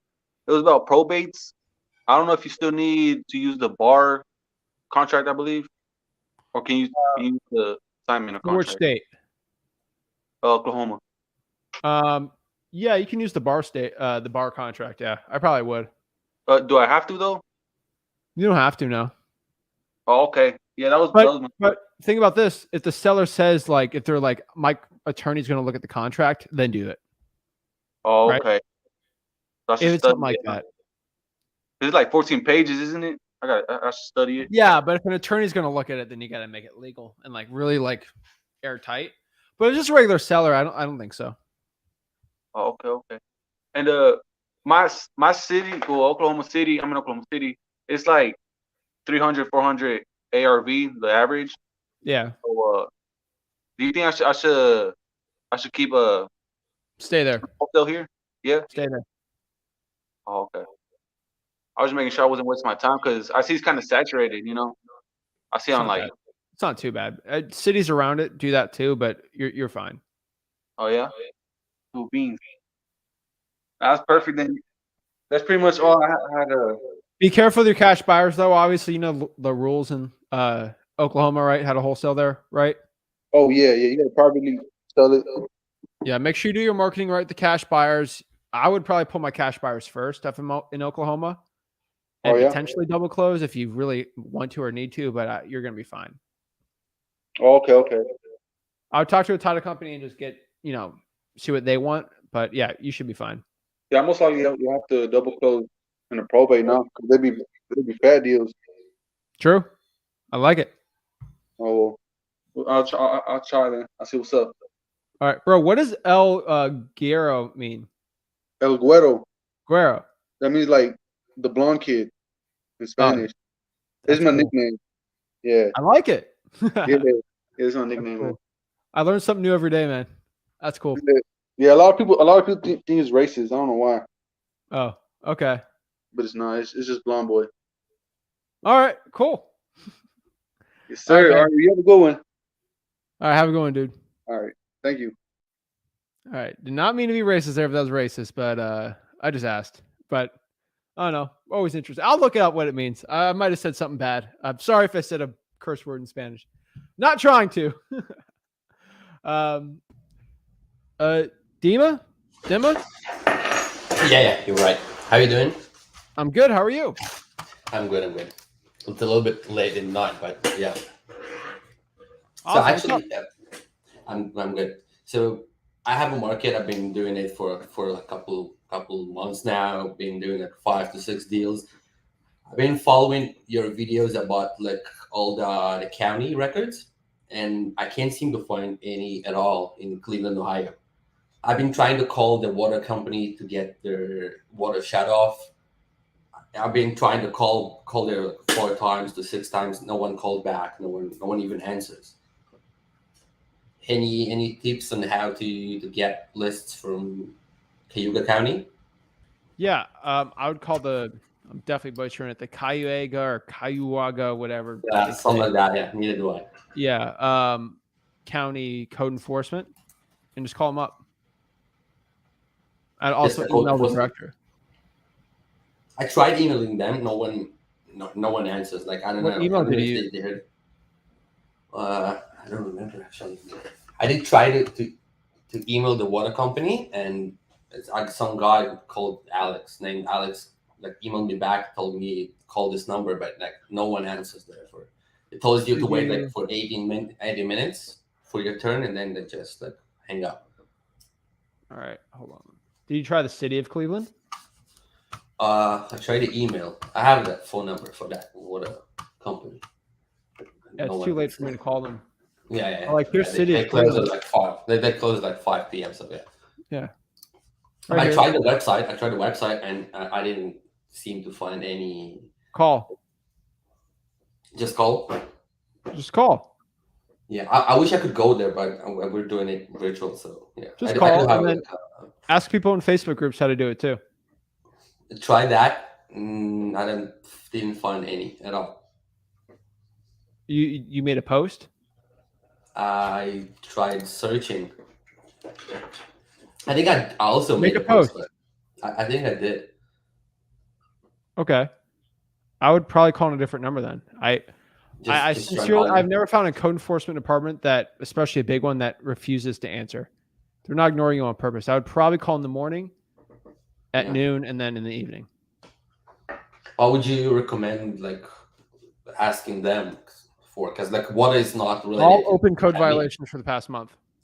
Just code violations, because like Cleveland has also the point of sale violations and stuff like that. So Yeah, and question is, like, can you divide get it by active violation, then you can filter out from there. Okay. Cool. So I'll try to just calling the code enforcement. Yeah. Are you in Cleveland? No, I'm actually live in Israel. Okay, cool. We're in Israel. Yeah. We're in Israel, a city called Kfar Saba, somewhere in the middle. That's cool, man. Yeah. Love So the international community. Yeah. We have a small community of wholesalers over here, and I love that, man. yeah, It's really cool. we Cool, try dude. to do I would do that. I would just call both of them to see. I know the time difference is a little weird for you, but I would It's try fun. to. I got used to it. Hold on, let me. Cleveland. I just know that water company, they work till 5 p.m. because I tried calling them, and it's too late because it's 6:36 over here. Yeah, let me look this up really quick. I'm gonna find this really quick for you. Code enforcement. I know Florida is so easy, like to pull the list from, but Ohio, Yeah, it's also harder to wholesale pain in the here. ass. All right. So, City Hall. All right, it might be the building department. Hold on, I'm trying to here. I'm on codeenforcement.info.org.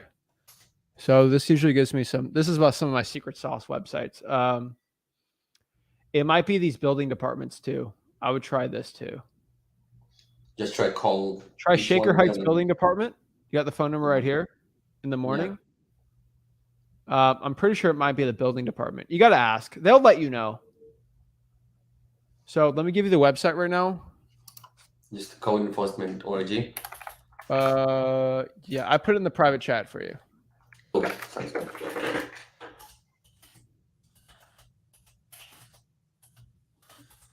I was even planning to take a VA just to call that water shut-off company just to get someone online. I would pay for that. If it's a private company, it's not going to work. It's got to be a public one.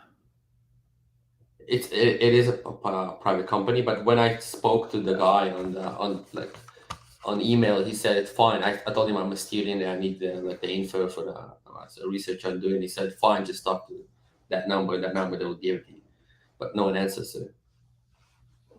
Yeah, a private company, there's nothing you can do. I can try that. Keep trying it. Just private companies are the chance of them getting the deal is probably very slim. Yeah. Cool. All I'll right. try that one. We'll try it out, man. Okay, thank you. All right. Have a great one. Have a good night. Boom. Awesome. Love it. Next year we got David. What's up, man? What's up? How are you? I'm good, man. I'm good. Thanks for having me on, man. I watch it, your channel all the time, man. Get some good tips. Appreciate it, man. What's up? How can I help you out? Hey, man, I got a few things going on. For one, I got a nice little alert on my phone today from DocuSign. I got a signed deal in the South Florida area, which is Nice, man. felt great.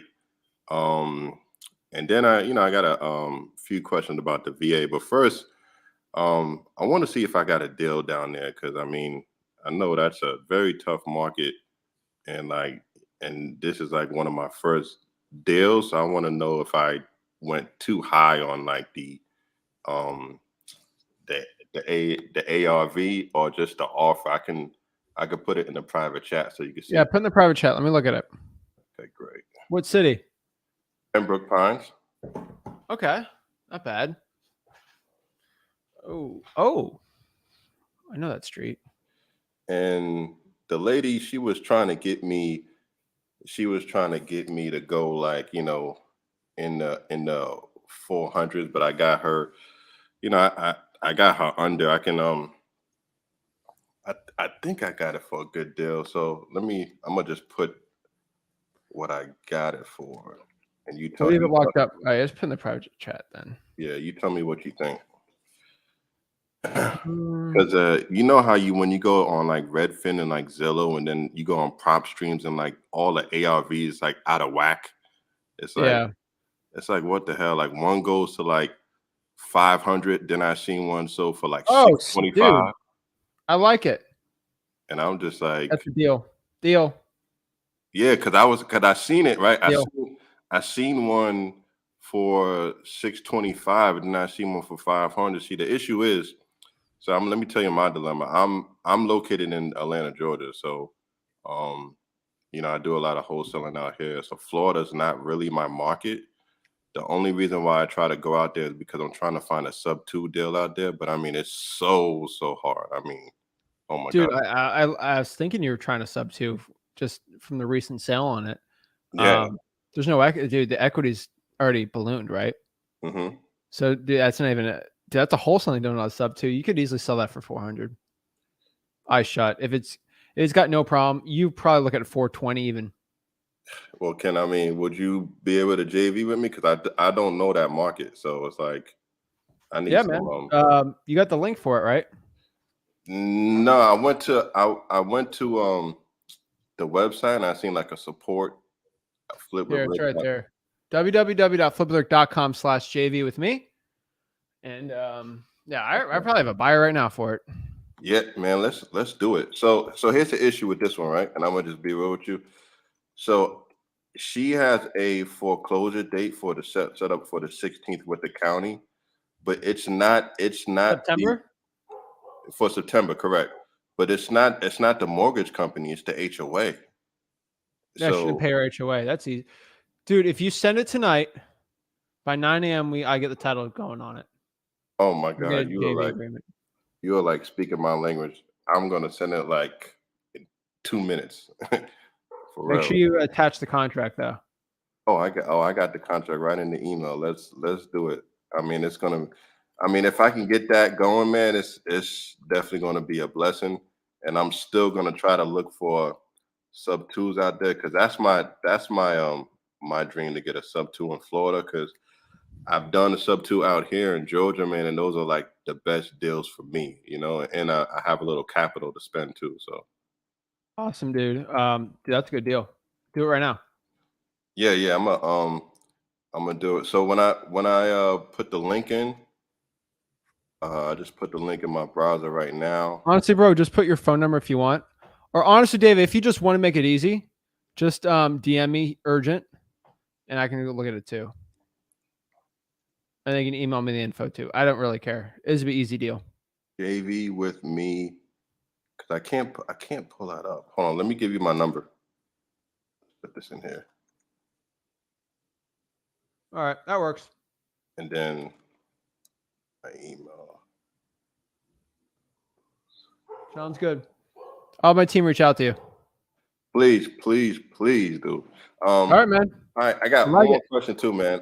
Which I'm kind of stuck, and I've been doing this for like a little bit. So, ever since I did my wholesale deal last month, you know, I made a good fee. I made about 40,000.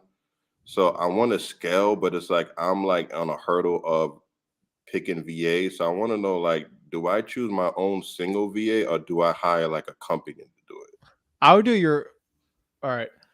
What's your primary source of finding leads? Is SMS.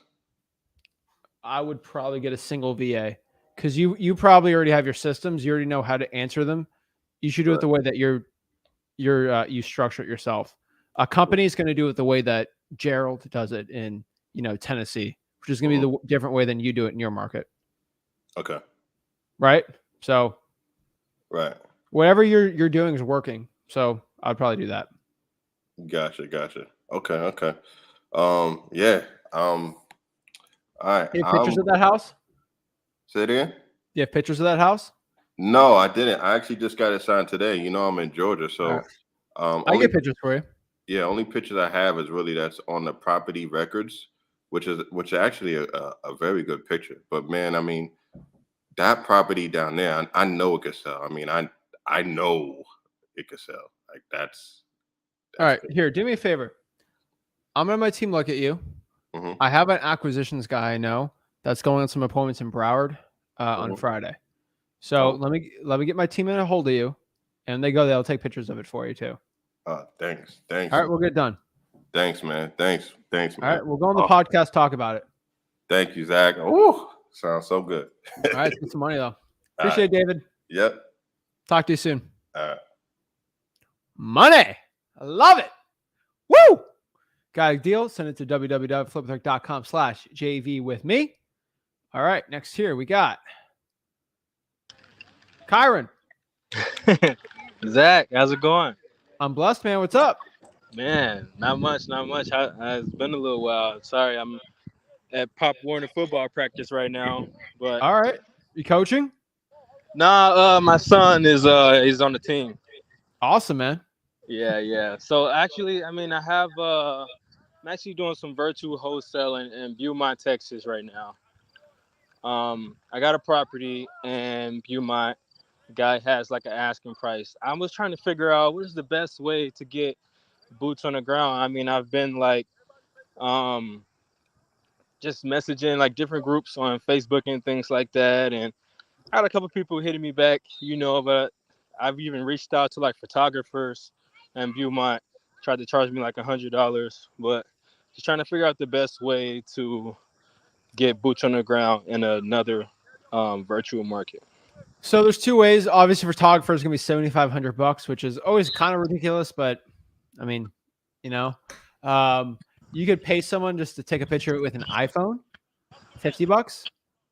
Or have a realtor maybe do it for $50, $75, but like it's going to be in that range. Okay. Or you have the seller take pics for you too. Yeah, I got you. I want to see the I have the asking price is like 110 on JCap. The property is worth like 139. I guess contingent upon repairs, how much I could probably really offer. I mean, I had met a buyer out there, and he said he's going to do some due diligence and get back to me. Is this the best route to go for as far as this deal? Am I on the right page and the right path and things like that? I think so. It depends on the repairs, obviously, but if there's probably numbers for it. I would probably go to cash buyers and see what they're willing to pay for it, though, right? You and I are going to know exactly what they're willing to pay for it, so that'd be my advice for it. Okay, for sure. I'm in talks. I mean, I don't know, like, would you guys? I mean, if the numbers fit well, would you be interested in the JV deal? Yeah, if you send it on the link, my team can look at it and see if it works. Obviously, we've got to underwrite it, but if it works, then yeah, we can try to JV it with you too. Okay. Would you mind running through some comps on the property with me if I send you the address? Well, I have my VAs do the comps. Okay. Yeah, send it over. They'll do the comps. Worst case scenario, they'll tell you it's not a deal and you got to be at this range. but that's worst case. They'll run the comps for you. Okay, and then we what pay 'em. link do I send that to? Are you in freewholesaling.com? Yeah, is it the Flip with Rick? Yeah, it should say JV with me on it. But it's also on here. www.flipwithrick.com/JV with me. It asks for like the list of things, right? When you go on there. Yep. Put them all in. Okay. I mean, it's not under contract yet, and I don't have any pictures. I know that's like. You gotta lock it up first, bro. Well, that's what I was saying. I have. I'm in like talks with the seller now, and he wants 110. It's like 130 on JCat. Just trying to figure out. You know. I mean, I guess that's his asking price, and he said it has like a new roof. He was pretty firm on that. Send me the address. Put the address in the private chat. Let me look at it. All right.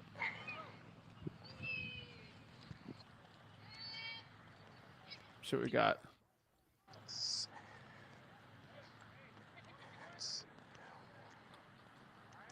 I like honestly just locking up the deals. I just like honestly sometimes I like locking up the deal and then getting the pictures after. Really? Then I can use. And I'm like, well, it needs more work than I thought, and then get a reduction if I had to. Okay.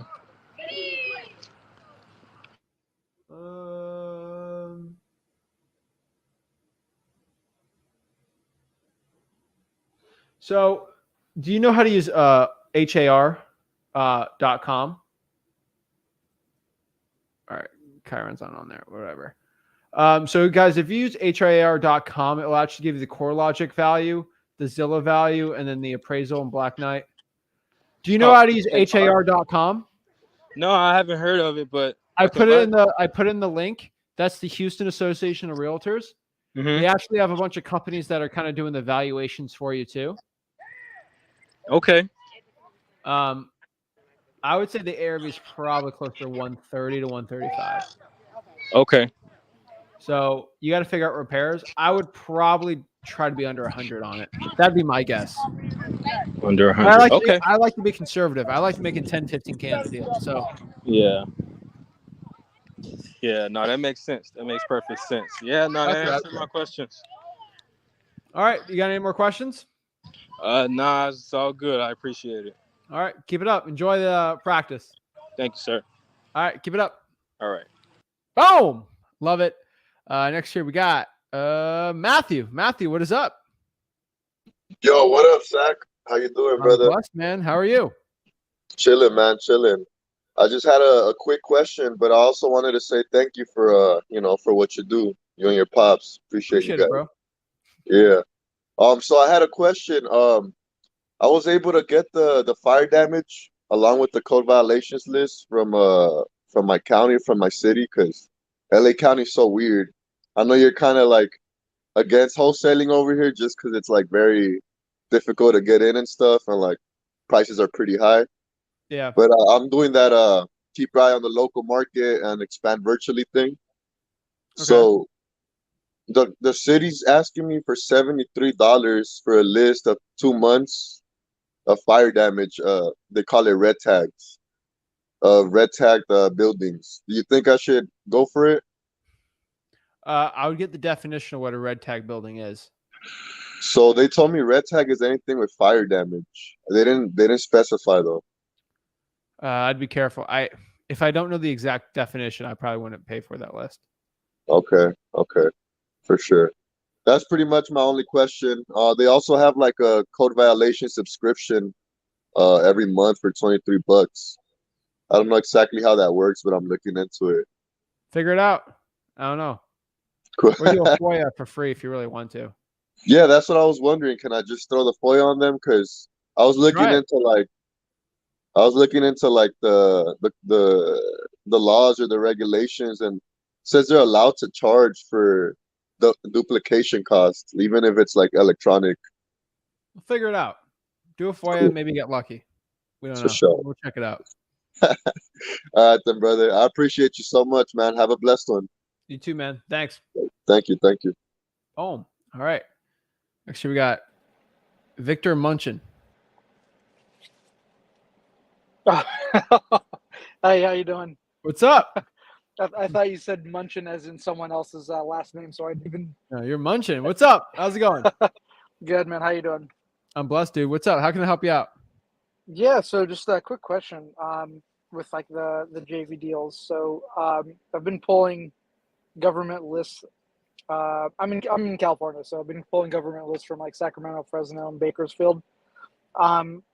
So if I pull a contract or if I get a contract there, but I need, I need to obviously get pictures and stuff. How would that work as far as JVing with you?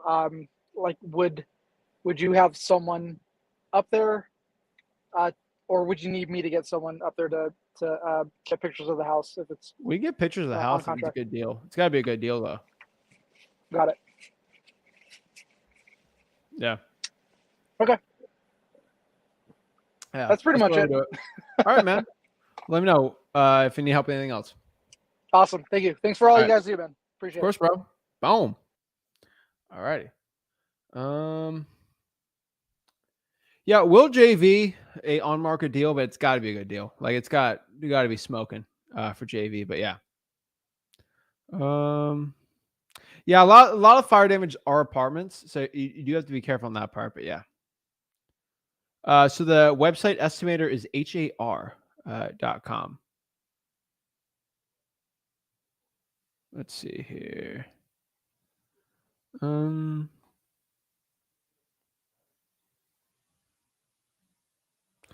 So, bro, you don't have to just do on market if you don't have the funds. Government lists and cold calling and truepeoplesearch.com is free.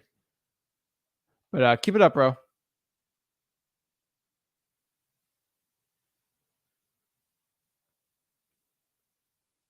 Yeah, Johnny Johnson, I would do the 30-day wholesaling challenge. It's probably going to be your best to-do list there. But yeah. Let's see here.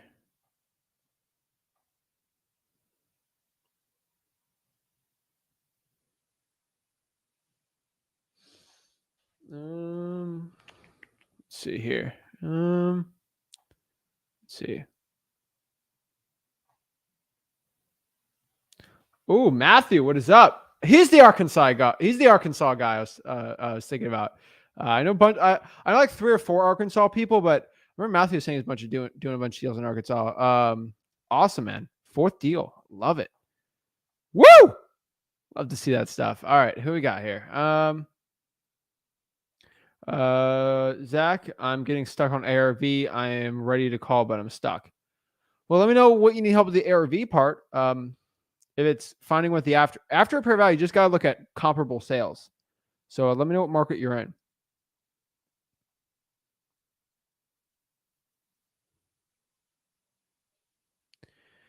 Zach, I heard about someone who apparently sent 20,000 SMS without any deals. I don't know about that one, but it's SMS is a combination of a lot of factors, right? So there is your list, obviously, your skip tracing data, the service you're using for your text blasting, and then the most important part is your script. If any of those are bad, your results are going to be bad. If they're all perfect, it's really hard to send 20,000 and not get a deal.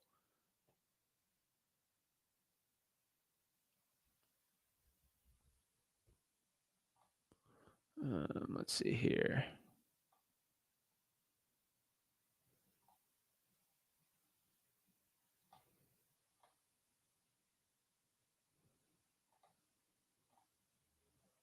Yeah, Shaquila's got, skip tracing at night, calling in the morning.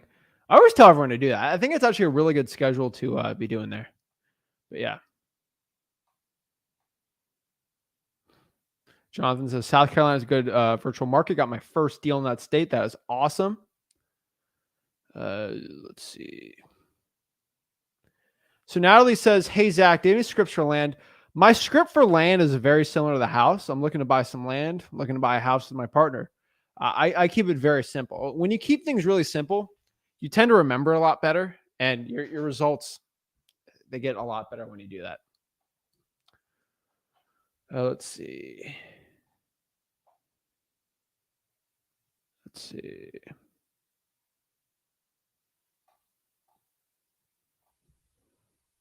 Yeah, if your ARV, if your MAO is wrong, it's usually your ARV is too high.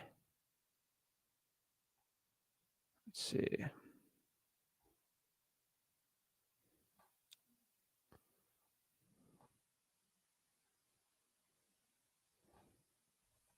So let me answer this one. Hey Zach, I watched a video today where Rick pulled a pre-probate list, and it was very basic on the filters. Is that how y'all filter them today still? So we are actually very basic with our pre-probates because we do so much stuff. We do creative financing, we do regular wholesaling real estate, right? We like to keep it a very general. That's why we pull pretty much all probates. So yeah, we keep it very general with it just because we do so many things with it.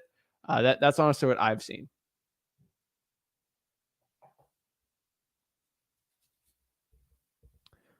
Let's see.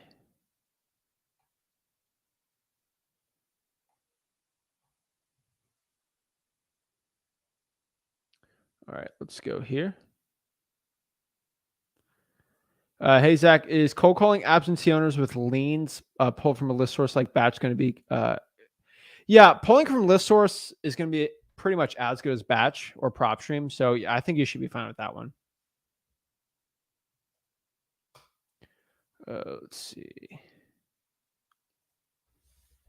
Rich says, could you or anyone tell me how much foundational issues affect reselling it to my cash buyer? I want to steer clear of these type of no. Foundational issues are always a problem. It depends how bad the foundational issue. If it's like a really, really bad, terrible foundational issue, it's going to be hard to sell it. It depends on the cost of repairs with the foundational issue. If you find out what the foundational issue and you disclose to the cash buyer up front, you're going to be fine. When you don't disclose it, you try to hide it from the cash buyer. That's when the cash buyer ghosts you and you don't really get a good deal. I would probably avoid that though. I would always disclose to the cash buyer and just ask them. What do you think about wholesaling apartments? David, I like wholesaling apartments. The HOAs are always a little weird on them, but yeah, they're cheap real estate. And if there's motivation, there has to be pretty big motivation from the seller.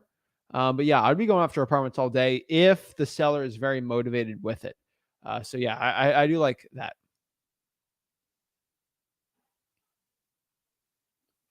Alex says yes.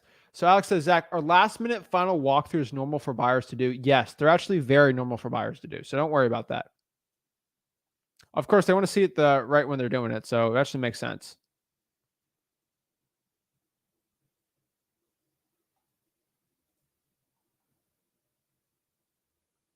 Let's see here. So we're getting asked here. Charlie says, where to find probates? So you actually find probates from your local county's fire department or the firehouse. It really depends which place. But that's how you go pull them. Just go to your local fire department, firehouse, call them up and find it. Works pretty well. So yeah, that's how I do it, Charlie. And then Giovanni says, hey, Zach, I have a 4-property portfolio I need advice on. Will and JV, how do I call in? Just go to Wholesaling Houses for Real. There's a StreamYard link on there. Good to go. Last question here from T. Roy. T. Roy says, can you explain how to do MAO and ARV? MAO is your max allowable offer. ARV is your after repair value. So MAO is going to be the most we're going to offer on the property. ARV is going to be what the property is worth on its best, based on its best day. So how I find MAO, the most I'm going to offer on a property is I'm going to minus ARV minus repairs and multiply it by either 70%, 80%, 83, or 85%. The property's ARV is under $120,000. I would do 70%. If it's 120 to 200, I do 80%. 200 to 250 to 275, I would probably use 83%, even into 300. And then anything above 300, I like using 85%. Maybe even 400,000, use 85%. That's how I calculate it. You find ARV by actually looking at comparable properties around your area, and that is the best way to do it. So guys, if you got any value from this video, do me a big favor. Make sure you smash the like button and subscribe. Go to freewholesaling.com. That is my free real estate wholesaling course where I break down the entire real estate wholesaling process absolutely for free, guys. I'm here to show you exactly how to get started in wholesaling real estate. I want to help everybody out. That's what I do. We do our live streams on Tuesdays, Wednesdays, Thursdays, Fridays, and then Sundays and Mondays. So Sundays are on the Zach Ginn channel, and then Mondays are on the Rick Ginn channel. Go check them all out. Great resources there. And that is exactly how to get started in wholesaling real estate. I really appreciate it, guys. All love from everyone there. So I really like it. So I'm going to go live with Rick tomorrow. So it'll be pretty fun, guys. And check it out. But yeah, if you want to know how MAO works, ARV, how to get started in wholesaling real estate, right, the entire wholesaling real estate process, I hands down recommend you just go to freewholesaling.com and learn how to wholesale houses the right way, absolutely for free. So let's kind of break it down and go to freewholesaling.com. I'll break it down for you, but that's it. So guys, make sure you smash the like button, subscribe, check out the free wholesaling video right here at freewholesaling.com, and we'll see you soon. Have a blessed one, guys. Thanks. Hey guys, Zach Ginn here from Flip with Rick. And after helping tens of thousands of people get started in wholesaling real estate and helping so many people out go from $0 to $100,000 in wholesaling real estate, I'm super excited to announce my new wholesaling mastery course. This wholesaling mastery course will have everything step by step on the whole entire wholesaling processes. I'm going to give you real deal examples. I'm going to hold your hand throughout the whole wholesaling process.